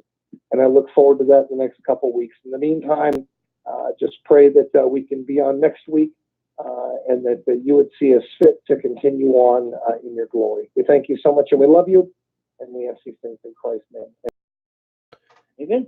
Amen, Big Daddy P. And one last one that I'm going to kind of throw out there real quick. So Jim Cornette's wife's father passed away. So we pray that God rest his soul. And then we also pray for Kenny Bolin himself. Cornette is not a believer. He's not. I know he publicly professes that he's an atheist. No, and that's fine. Which is fine. And listen, Bear, and politically he's not all that on point either. But that goes without saying. His wife's father, he passed away, and his soul deserves saving. Okay, so we want to send our prayers out to him. Absolutely. You know what I mean? Our prayers out to him, and then obviously Kenny Bolin himself. He's going to be here in just a matter of moments here on the show right after we get through with the FWWC. He actually just went through some weight loss surgery, trying to change his life. Obviously, there's a road to recovery there. So, big prayers up to Jesus for Kenny Bolin, for him to reach whatever his ultimate goal is when it comes to his health. He wants to live a long, healthy life. And you know what? Who can blame the guy? You know what I mean? That's it. Yeah. That's it. Absolutely. Jonesy, any thoughts for Big Daddy P before we let him go? Just, thank you for coming on to the show and giving us this platform to be able to do this. It's an amazing thing. God's word is amazing, and we just thank you, dude. Thank you. He's very real. Just know that. He's very real. And he just wants to reveal himself to this world today. So the good news is he loves wrestling. I know he loves wrestling. There was a lot of wrestling in the Bible. So the fact remains, I thank you guys that you were on, and I look forward to next week as well as the week after when we get to go a little bit more about Big Daddy P. Oh, dude, that's going to be fantastic. And by the way, everybody should know this. The first time wrestling is ever mentioned in human history is in the Bible. And the second significant time when wrestling is mentioned is Abraham Lincoln was actually a professional wrestler. So if y'all don't already know what's going on, make sure you take notes and listen to the Wrestle Talk podcast because you might learn something, right, Big Daddy P? And not only that, do you know how many ministers are also wrestlers? Look at Priest Coleman. Look at Rev Ron Hunt. Hey, Ron Hunt. You know, Hey, we love Ron wrestlers, Hunt around here. That's our they're homie right athletes. there. We They're love the Rev. everywhere. I'm telling you, man, there are more ministers. I've met more believers in wrestling than any other, than even in churches, man. It blows my mind how many ministers. Look at Chris Whaley, the Masked Saint. Perfect example. Yeah, I hear some rumors. So I hear love the some. guys. I hear some rumors about the Masked Saint, Big Daddy P. Maybe we can talk about that more when. Yeah. You got to be careful. That yes, there is some things, but it's still now in negotiation, still being discussed. The terms are not favorable, but look, God will do whatever He wants. We trust Him.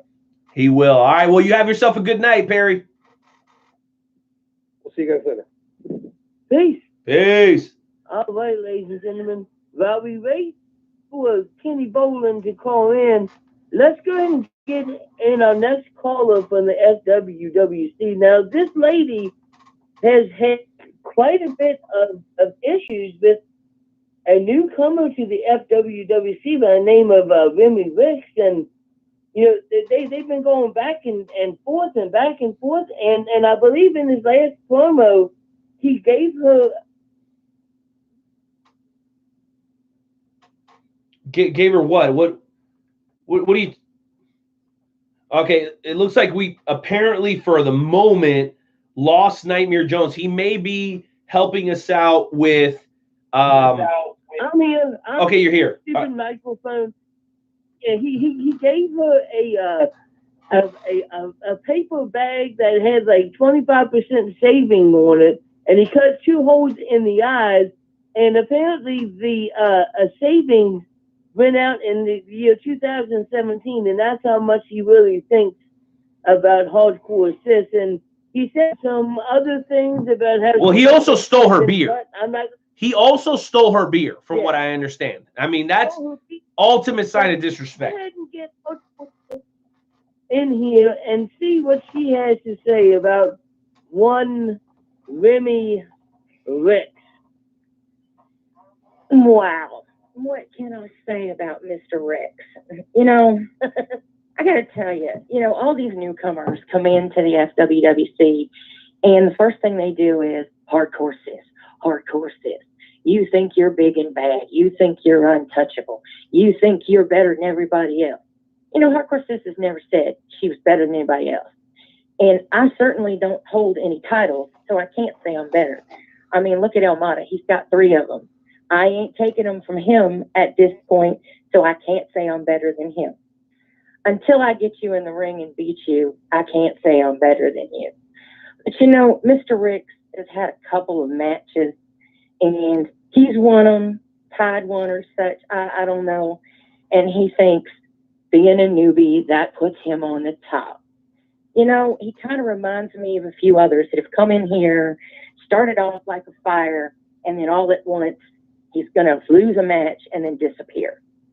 So until he shows me something, until he's had a pay-per-view where he's come out on top, until he's taken on a few of the bigger names here, he needs to shut his mouth and quit talking about him being, I believe he even referred to himself as a god. Talk about your egos. The day he was out and took my beat, he made the remark, "You're cute when you get mad." Now he's referring to me as ugly. I think the man is bipolar, but that's just Hardcore Sis's impression. And then there's that other newbie, what's his name? Dante Hardcore. Another one who can't keep Hardcore Sis's name out of his mouth. Guys, Hardcore Sis ain't got time for your junk right now. I have a match with the Enchantress at a no-holds-barred match, that is, at the next pay-per-view. And I just don't have time to deal with you two. You come in here and you think you're going to walk all over Hardcore Sis and make a name for yourself. Well, you know what? When the pay-per-view is over, we'll talk. Although, I do also have a little bit of a message for Mrs. Enchantress. I've been on 3 weeks in a row now popping our match at Extreme Rules. I haven't heard you on here. I haven't heard you call into either of the podcasts. Where are you, Miss Champ? Why aren't you popping our match? You talk about me not showing my passion for wanting your title. I don't see you showing any passion to keep it.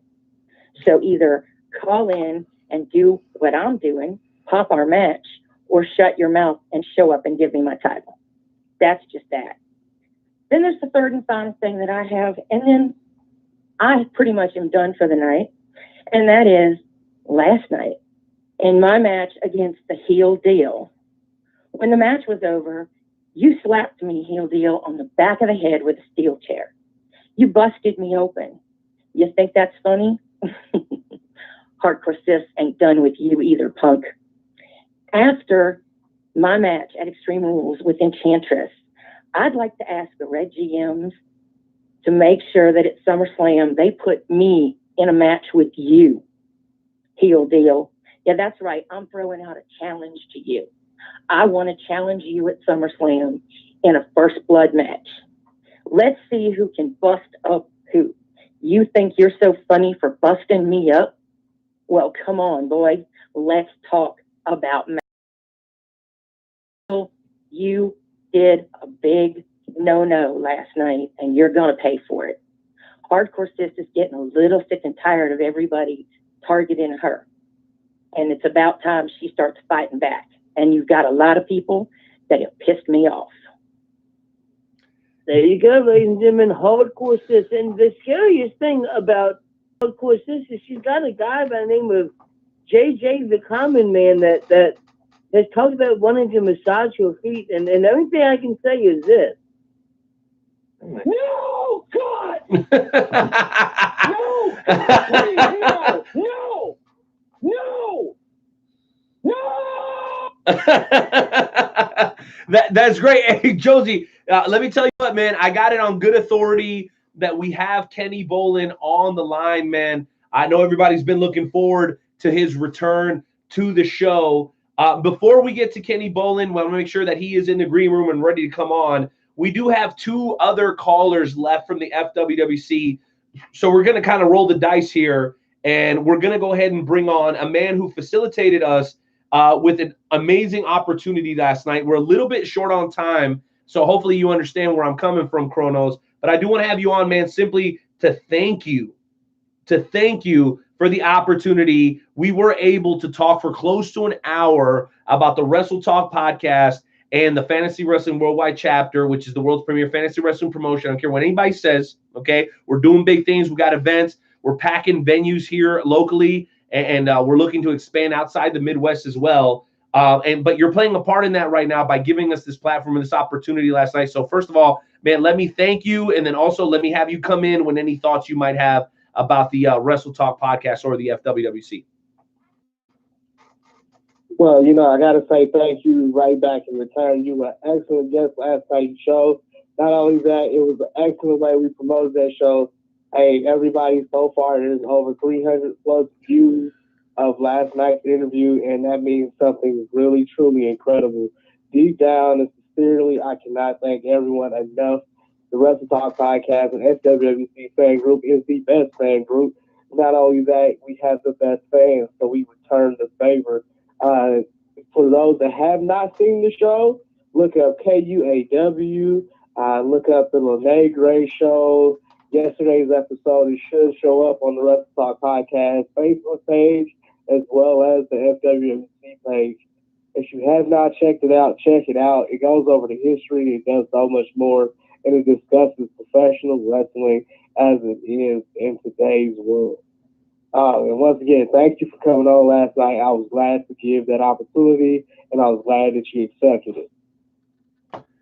Well, absolutely. You know what, Kronos? I'm grateful that we had that opportunity. But you know what? When we were on the air last night over at KUAW 98.5 here in Kansas City, there was a guy that I think we all wanted to hear from that we didn't get to hear from. But he's on the line right now, and we're going to go ahead and bring him on. And we have a very, very short amount of time because we do have to transition into our second featured guest of the evening, the Star Maker, ladies and gentlemen, the King, Kenny Bolin. He'll be joining us here in just a matter of seconds. but we do have to bring him in.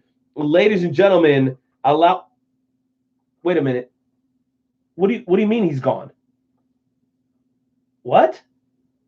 Ladies and gentlemen, I'm sorry to disappoint you. I was trying to bring on the one, the only Voorhees, but apparently he had a 9 p.m. murder scheduled. So he was going to go ahead and hit up Crystal Lake, grab his machete, and then head over to do what he does. So he's not going to be available during tonight's show. But I will tell you this. The FWWC Tonight podcast has been on fire. It is the podcast that covers the FWWC exclusively. That is the world's premier fantasy wrestling promotion. For more information on that, go over to WrestleTalkPodcast.com. Slide on over to the FWWC tab for more information on that. You've always had the dream to be a professional wrestler, but physically or financially you're limited and you can't do it. The Fantasy Wrestling Worldwide chapter is the place to be. Again, that's over at WrestleTalkPodcast.com. That said, guys, you guys are going to have to catch up with Voorhees over there because it is now time to transition into our second featured guest of the evening. Yes, ladies and gentlemen, there is a guy in professional wrestling that always knows how to strike a chord with the audience. He's been doing it for many, many years, dating back to his time over at OVW, mentoring many legends, mentoring a lot of great managers like the great Jim Cornette. Kenny Bolin basically has said before that Jim Cornette, every single thing that he knows, he learned it and stole it from Kenny Bolin. You guys have probably seen The Water Boy. Remember that green notebook? You remember the green notebook that got stolen from the Fonz?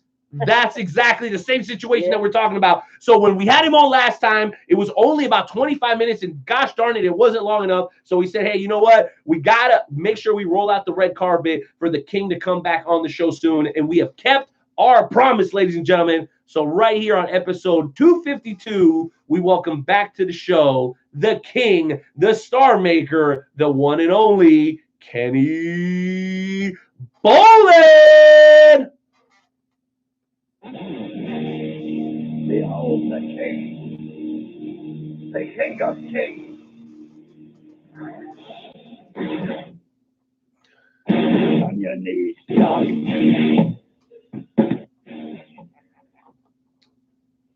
Mr. Bolin, how are you, sir?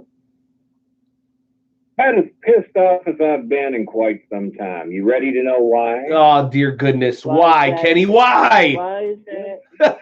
Number one, I got an email today telling me that I needed to be here at the show, like I agreed to do some time ago. Asked me to be here at 9:35 p.m. Eastern Time. You guys apparently have clocks around there somewhere. Maybe you don't. What time does your clock say right now? My clock says it's 9:54. I got 9:50. Eastern Standard Time, right? I got 8:53. That's what I got. What time did you ask me to be here today? 9:35 p.m. Yeah, 9. Yeah, in case you're having trouble remembering, 9:35 p.m.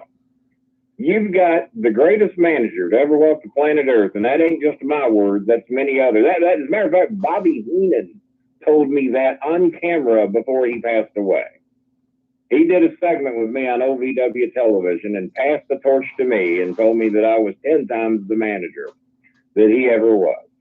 So here you've got Kenny Starmaker on hold. On hold. No, it ain't bullshit. It's on video. You can order my DVD and watch the damn thing. You mean to tell me that you've got the greatest manager on the planet Earth, the man that made John Cena, the man that made Mark Henry, the man that made Dolph Ziggler, the man that made Brock Lesnar, Randy Orton, Carlito, Rico, countless others, and you got me on hold for 20 minutes? Who was on before me? Well, Kenny, respectfully, we did of the world's premier fantasy wrestling promotion, the FWWC, on the line. I was told that you were upset that there were way too many green M&Ms in the bowl, so we had to send in the intern to clear those out. And then we were also told that you wouldn't drink anything but pure leaf tea. So we had to take back all the Arizona. So there had to be some accommodations made. I apologize. I ain't drinking no goddamn Arizona tea. You people know that. And you know I despise the color green because that's the color of the Boston Celtics. Well, Kenny, we do apologize. A star like me, you got fantasy wrestling people on. Fantasy. What's the language like on this show? Before I go off. Well, this is internet radio, and yeah, you be Kenny Bolin. That's all we could ever ask. Fucking wrestling people on fantasy wrestling, and you got me. Not only should you have hung up on those cocksuckers the minute that I beat dead. Not only should you have told them never to come back because they're boring fucking radio. You held me for 20 minutes. My fans are rioting. I retweeted what you all sent me today, asking me to be on your show today. And my fans are writing me going, the main thing I'm getting, King, this is from John O'Brien. John O'Brien says, King, this is BS that they're making you wait. And I said, well, that's all right. You just wait. Because they're going to pay for what they did to me today. They're going to find out that they might not ever get the King on their rinky-dink show again because you don't make me wait, son. I don't know. You're the only reason that I hung around is to let you people know how badly you fucked up. That you do not fuck with me like that. And this is your last warning. 25 minutes is what y'all gave me last time. You know the King don't do a show unless he does an hour. I got a lot of shit to say. I've lost 111 pounds in 70-something days. How much you lost? Well, that's and if you dare bring up the fact that I had weight loss surgery to lose that weight, I'll smack you right in your mouth. No, Kenny. Listen, we know great courage to do what I did. Kenny, we know that you're a brawler. We know you've stepped up and offered to fight people face to face before, including. Oh my God! I threatened to beat Brock Lesnar's ass. I know that. He faced me. When I balled my fist up, he ran out of the building. He didn't want none of me. I ain't your typical candy-ass manager like Jimmy Cornette or a Jimmy Cashbox Ken or any of these clowns you see in the WWE today that are trying to be a manager. Paul Heyman's ashamed to even try to call himself a manager. That's why he calls himself an advocate. So what do you guys, and now that I'm here, and now that I've voiced my displeasure of how I've been treated today, and I appreciate you getting out the green M&Ms. I appreciate you getting rid of the shit tea and bringing it. I prefer Yoo-Hoo, to be honest with you. I didn't see Yoo-Hoo 1 back in the green room. They shouldn't even call it a green room for how bad I hate green. It's called the red room. The red room, that's the color of the mighty Louisville Cardinals. But being as I'm here, ask some decent questions. Something, you know, they're having a big fireworks show basically outside my door.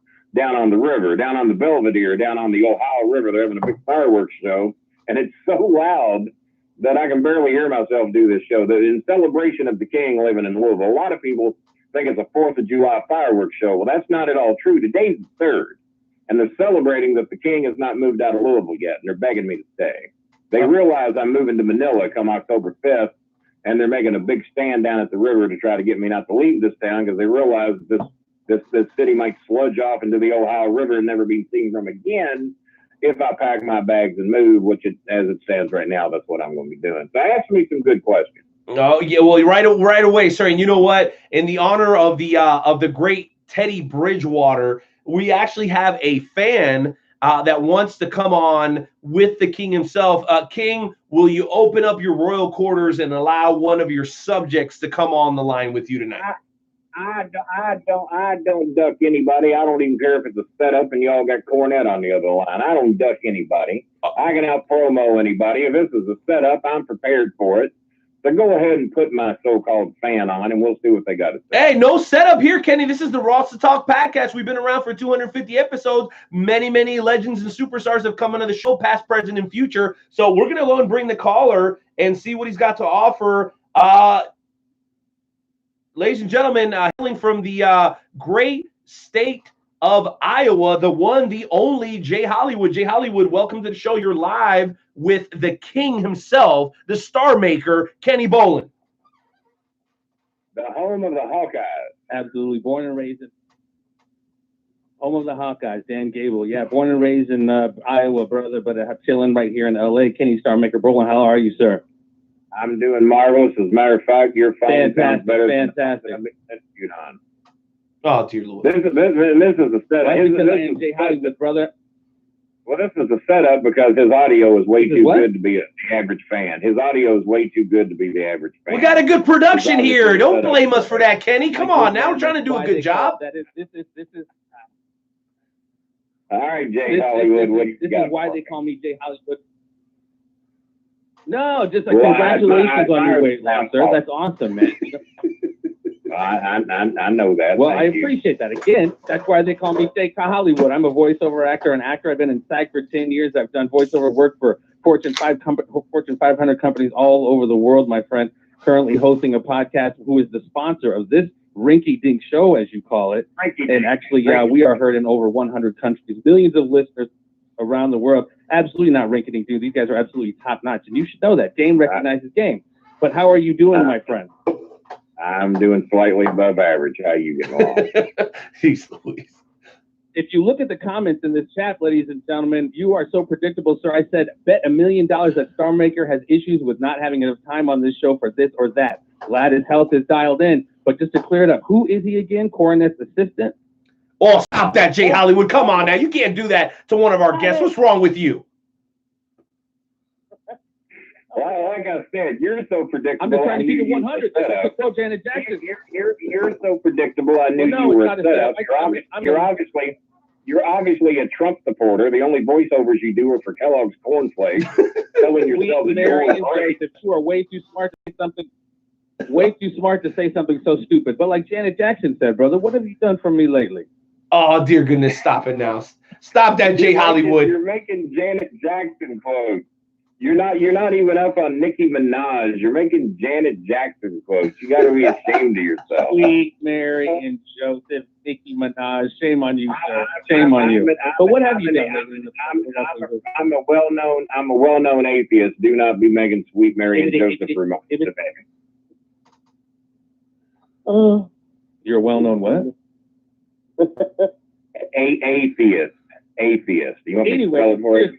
As a huge professional wrestling fan, and I'm not even gonna lie, I absolutely respect your work, respect what you have contributed to this business, respect to this business. Doesn't sound like it. You just called me Cornette's assistant, and then the host of the show pointed out that I taught Cornette everything. Well, it's one of those.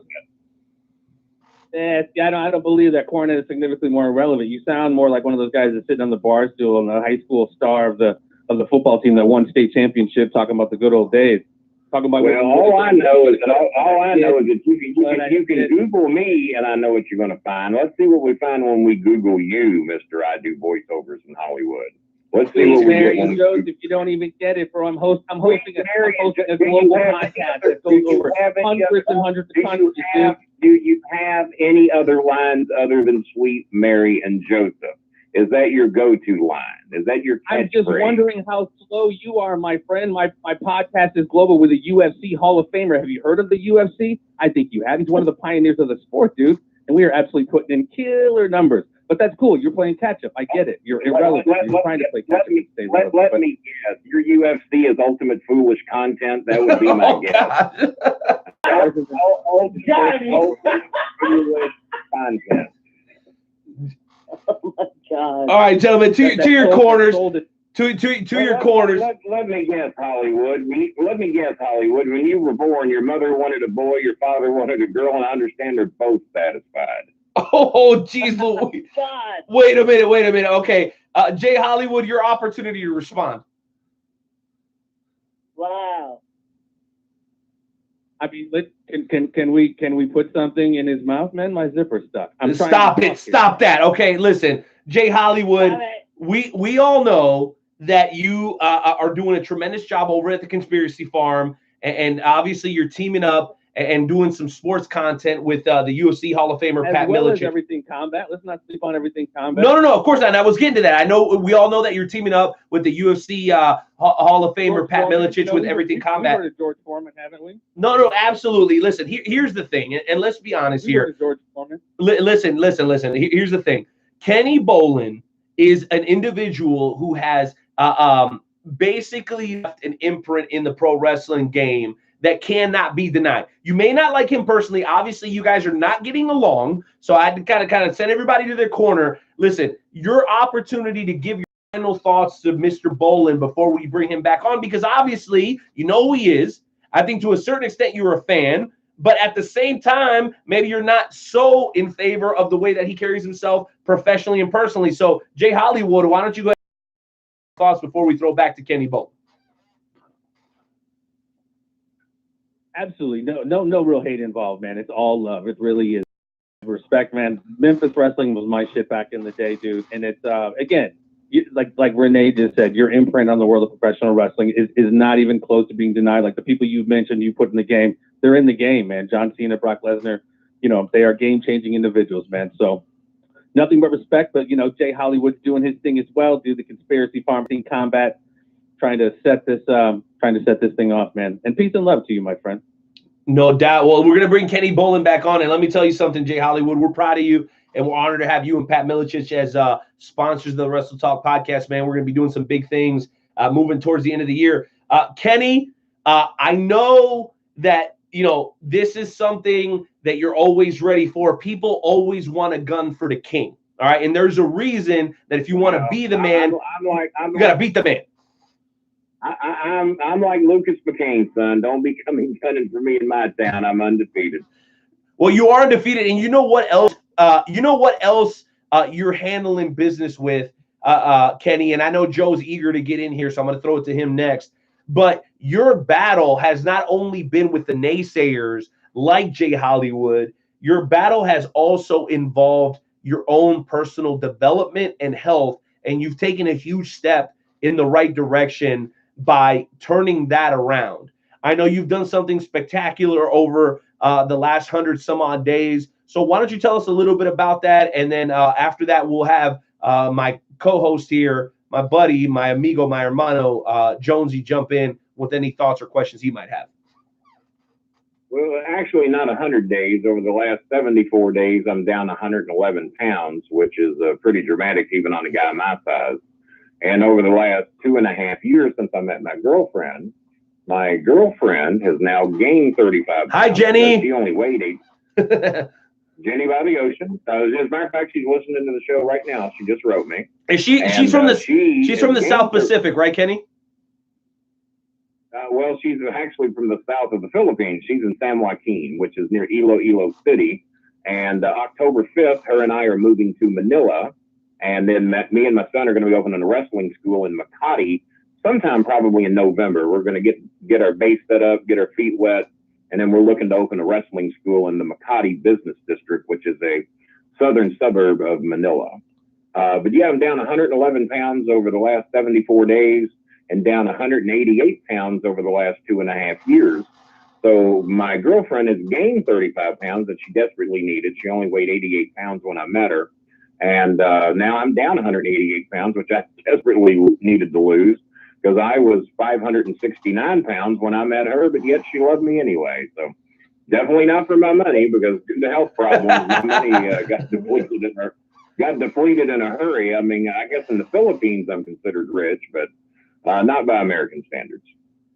Well, you're definitely a stud as far as we're concerned, Kenny. And you know what? Shout out to the Philippines because they're embracing a lot of North American sports. I know NBA fan. I know you mentioned the Boston Celtics earlier. I'm a big Miami Heat fan. I know we may have a little bit of a differing opinion on Ray Allen, but I heard you mention that a little bit earlier. Well, so actually, me and my son are big Miami Heat fans as well, along with Maya, who's an occasional co-host on my shows.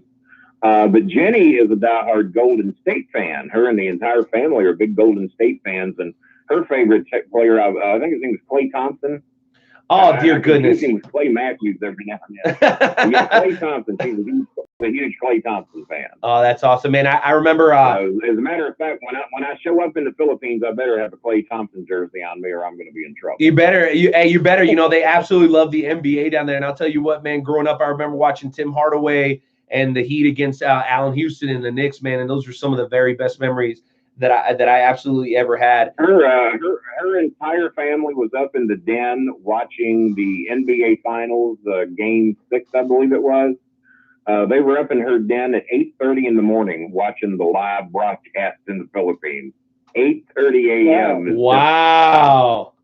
That's freaking amazing, bro. They're a half a day. Yeah, they're a half a day ahead of us over there. Wow. So for her, it's dedication, man. For her, it's already the 4th of July, which they do not celebrate. Their Independence Day, I believe, was in May. And for her right now, it is 10:11 in the morning over there. Absolutely. And you know what? I've been in a long distance. Kenny, I've been in a long distance relationship before myself. I actually married the girl and we've been together for 17 years. Bro, I admire you for that. It's one of the most difficult things in the world. But I tell you what, when you love that person, it doesn't feel that hard. It doesn't feel that hard, man. I admire you for that. You know what? It really doesn't. It really doesn't. I'll be honest with you, the first year was tough, and we've had momentary breakups that first year, but the last couple of years have just been magnificent, and the last 6 months have been amazing because now we're starting to taste it. We see that I'm in better health, she's in better health, and we realize we're going to be together soon. My son ordered our airline tickets today, and got a great buy on them, by the way.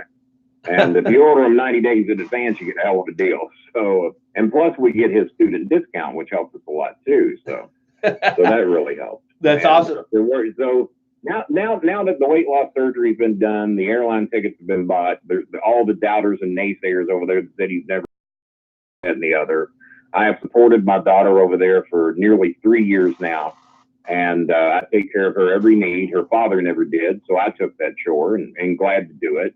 And as a matter of fact, I was helping little Kimmy long before me and Jenny were even officially boyfriend, girlfriend. I didn't care. I knew the little girl needed help. She needed some special vitamins. And even her health is dramatically better now than it was when I first met her. So Jenny and Kimmy both are doing fantastic. I'm doing much better. And I hope by October I'll be even better than I am now. That's absolutely amazing. That's what we wanted to hear, Kenny. Jonesy, why don't you jump in here, man? I know you've been chomping at the bit to get in with the Star Maker, man. What do you got on deck? I do.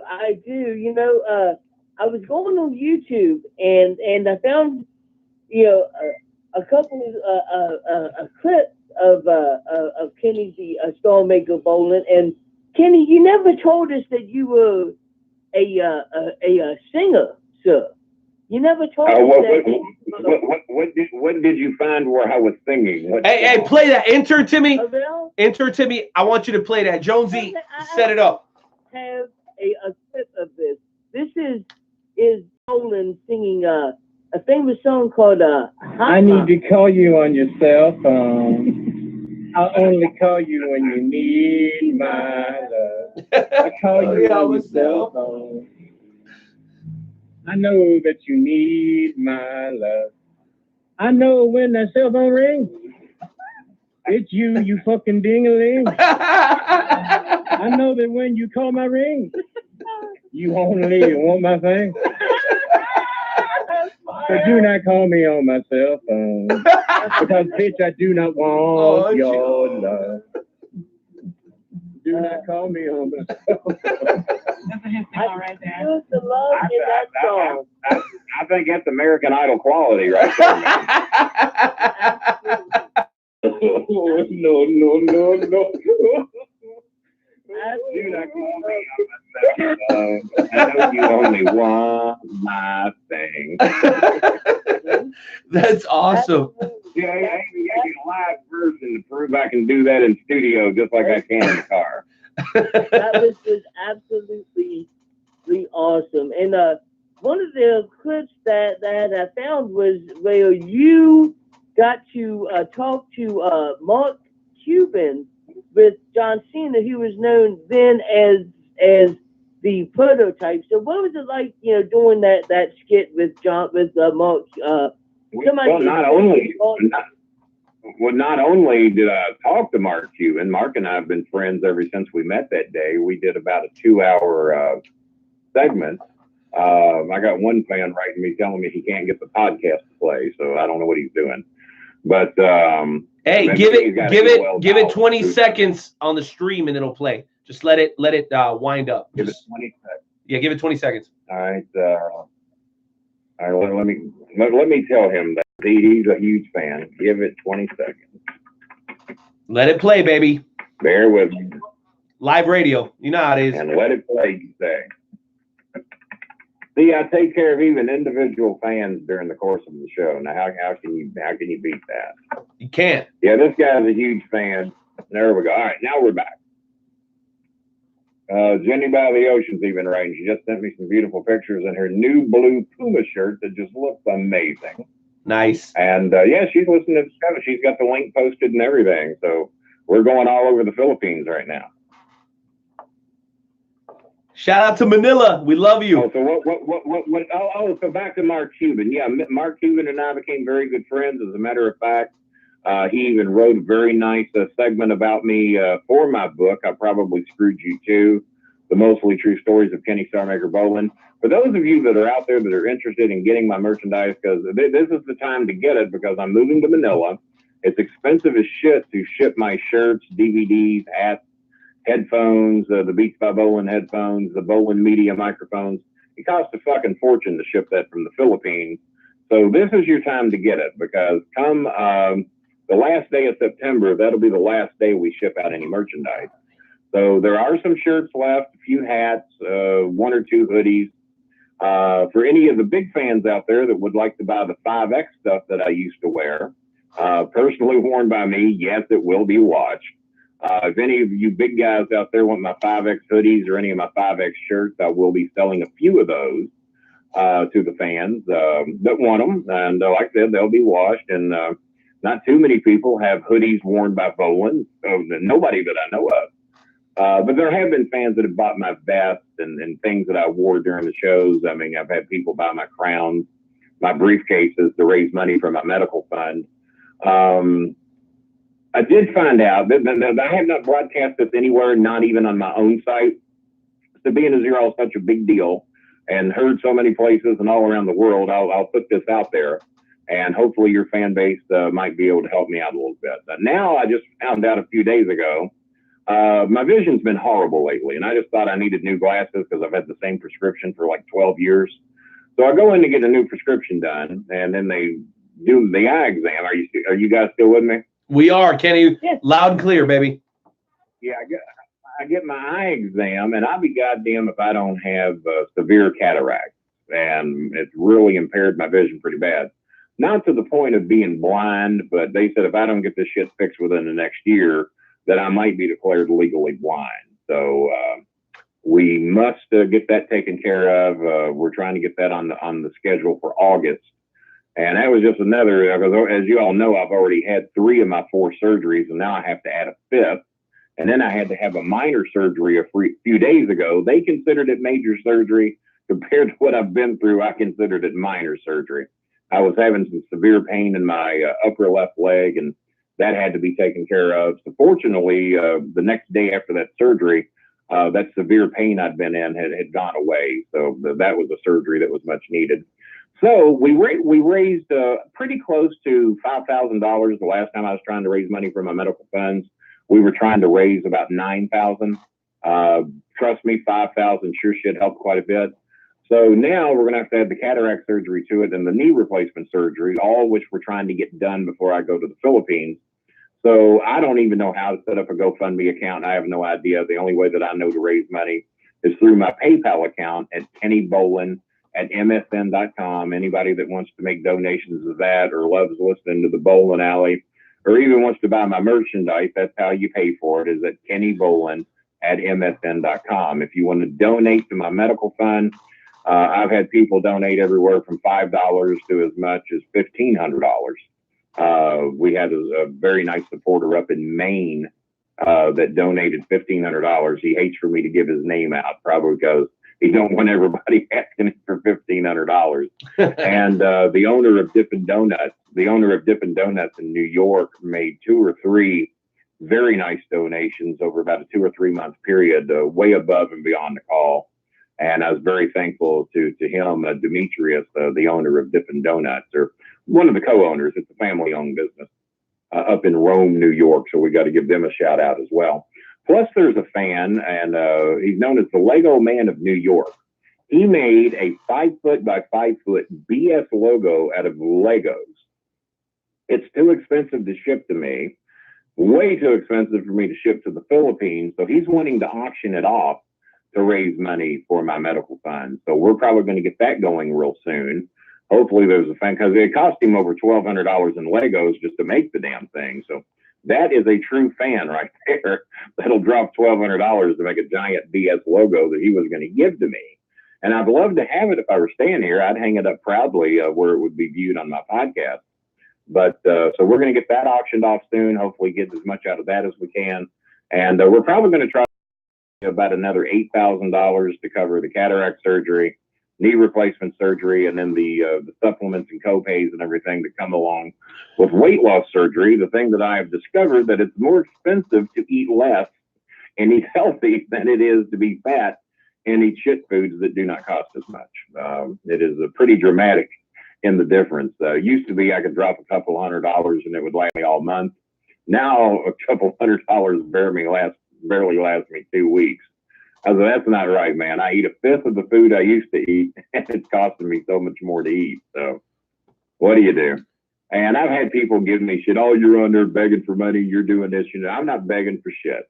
If I've entertained you and you like what I've done over the last 30 years and you don't mind helping out, then your help is greatly appreciated. I ain't begging anybody. The other thing is that, well, why didn't you save your money? Well, I did save a pretty good chunk of money. But when you've been on permanent disability, making minimal money for the last 12 years, the only money that I make to pay my bills is what I sell online. And trust me, if it weren't for the fans for the last 12 years, I'd be fucked. I would be fucked because with the disabilities I've got, there's not too many fucking companies that would consider, not too many things that I can do 8 hours a day. And other than sit and talk and do these podcasts, which needless to say, I don't even do those 8 hours a day. So any help that I get is greatly appreciated. And there's roughly, I guess, 20,000 people that follow me on 3 different forms of social media. If all of them donated $1, my problems go away. So it's, I hate to put any big burden on any fan, but and I always tell everybody, do not donate anything if it's going to burden yourself. If it prevents you from paying your electric bill or your car payment, or your car insurance payment, then shit, don't help me. You got to help yourself first. But if you got a few extra bucks, or if you've been entertained by me and you don't mind helping out, it is greatly appreciated. So once again, that's Kenny Bolin, KENNY, BOLIN, @MSN.com. That's my PayPal account. Just note that it was for a donation. And also, if you want to buy anything like hoodies, DVDs, my Monster Intune headphones, just write my inbox on either Twitter or Facebook. Let me know what you're interested in. I'll get you the best price I can. Being as I'm moving, a lot of this stuff will probably sell cheaper than I normally sell it for, just to make sure that I sell everything. I'm even going to be selling everything in my home, 3 big screen TVs, various wrestling memorabilia, because you can't pack much with you to take to the Philippines. I'll be taking probably 3 suitcases, and that's it. I'm selling everything I got and starting all over once I get there. And then other people say, well, I've had this criticism from a handful of people. Oh, you're just trying to milk the fans so you can take a nice vacation to the Philippines. No, I'm going to the Philippines so I can fucking make a living, so I can live, because my money, my disability check over here, I'm way below the poverty line.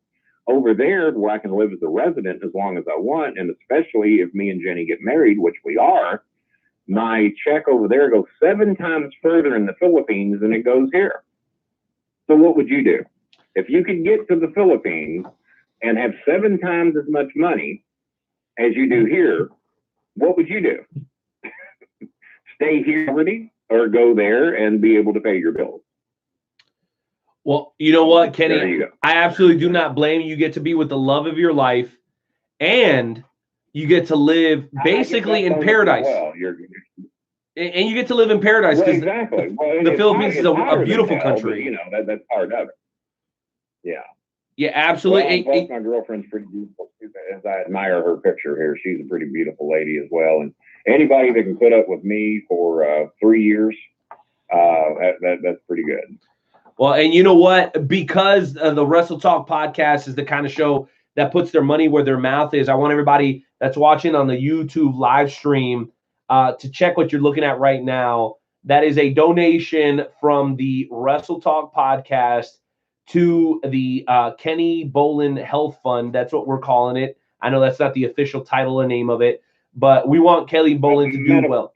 Medical fund, health fund. Yeah, medical fund, health fund. Plus, I still need to get my dentures before I go. That's part of the expense too. My wife is in dentistry. I know how important that is. That's a big deal. Dentistry's that's what my wife does. Your wife is a dentist? Is that what you said? No, she's the administrator. She's the administrator and practice manager at a very successful dental firm here in Kansas City. Oh, okay. Well, I've got a local dentist here. You know how expensive snap-in dentures are, right? Oh my goodness, man, it's crazy. You can spend $5,000 at the dentist if you're not careful. Well, the snap-in dentures around here, the places I've called, are $35,000. Jeez, Louise, Kenny. There is a dentist here. There is a dentist here in town that's agreed to do them for $3,500, and that's no. I've never found snap-in dentures for $5,000. Back in the day, I'd have probably jumped all over that. But that's if you know where you can get them for $5,000, that's an amazing buy. Now that's total, that's snap-in dentures top and bottom. And but no, $35,000 was as cheap as I could find, and we got a guy here that said that if I could raise the money, that he would do them for $3,500. But I may have to wait till I go to the Philippines if I can't raise the money here, because that $3,500 is a pretty good lick. But in the Philippines, I'm sure they're going to be substantially cheaper. They are absolutely. Well, Jonesy, I'm looking at the clock here, and I want to make sure that we absolutely respect everybody's time. So why don't you jump in here with any last questions or comments you might have before we get into tonight's edition of the Wrestle Talk Podcast Game Show Challenge? I do. I just have one more question. John Moxley, aka Dean Ambrose, he left the WWE. Now he's in AEW, and he's wrestling in Japan. What are your thoughts about Dean Ambrose leaving the WWE and what he's done with his career since he's left? Well, number one, I don't know much about AEW. Did you say they're in Japan? Well, no, they're here in America, but he wrestles for AEW and he wrestles in Japan. I respect what Cody's done. Cody was an OVW boy, and he and I were pretty good friends when he was here. I mean, I haven't heard much from him lately, but like John, once these guys find success, I'll hear from again. But Mark Henry was never like that. Sylvester Turkey wasn't like that. Rico Constantino, all those guys stayed in touch with me and respected what we did together as a team. Others did not. That's just kind of how it goes. They find money and fame, and they kind of forget where they come from. But no, Dean Ambrose, I think, tries too hard to be Terry Funk. And we've already had a Terry Funk, and I've always expressed be original. And I think me as a manager, I don't think you can think of people that managed the way that I did. Cornette always wrote the scripts to be like Cornette. And I said, well, I'm not Jimmy Cornette, man. I can't be you. I don't want to be you. You be you. I'll be me. But Jimmy has stolen so much material from so many people. Jimmy is a meld of a little bit of everybody, because Jimmy stole from everybody. My claim to fame is being able, like you saw earlier when the guy came on, trying to out-promo me or over-talk me. I'll take on anybody, because I think that my quick wit and me being original gives me an advantage over most people. Even at age 59 with my memory slipping, I still think I'm pretty quick when it comes to a promo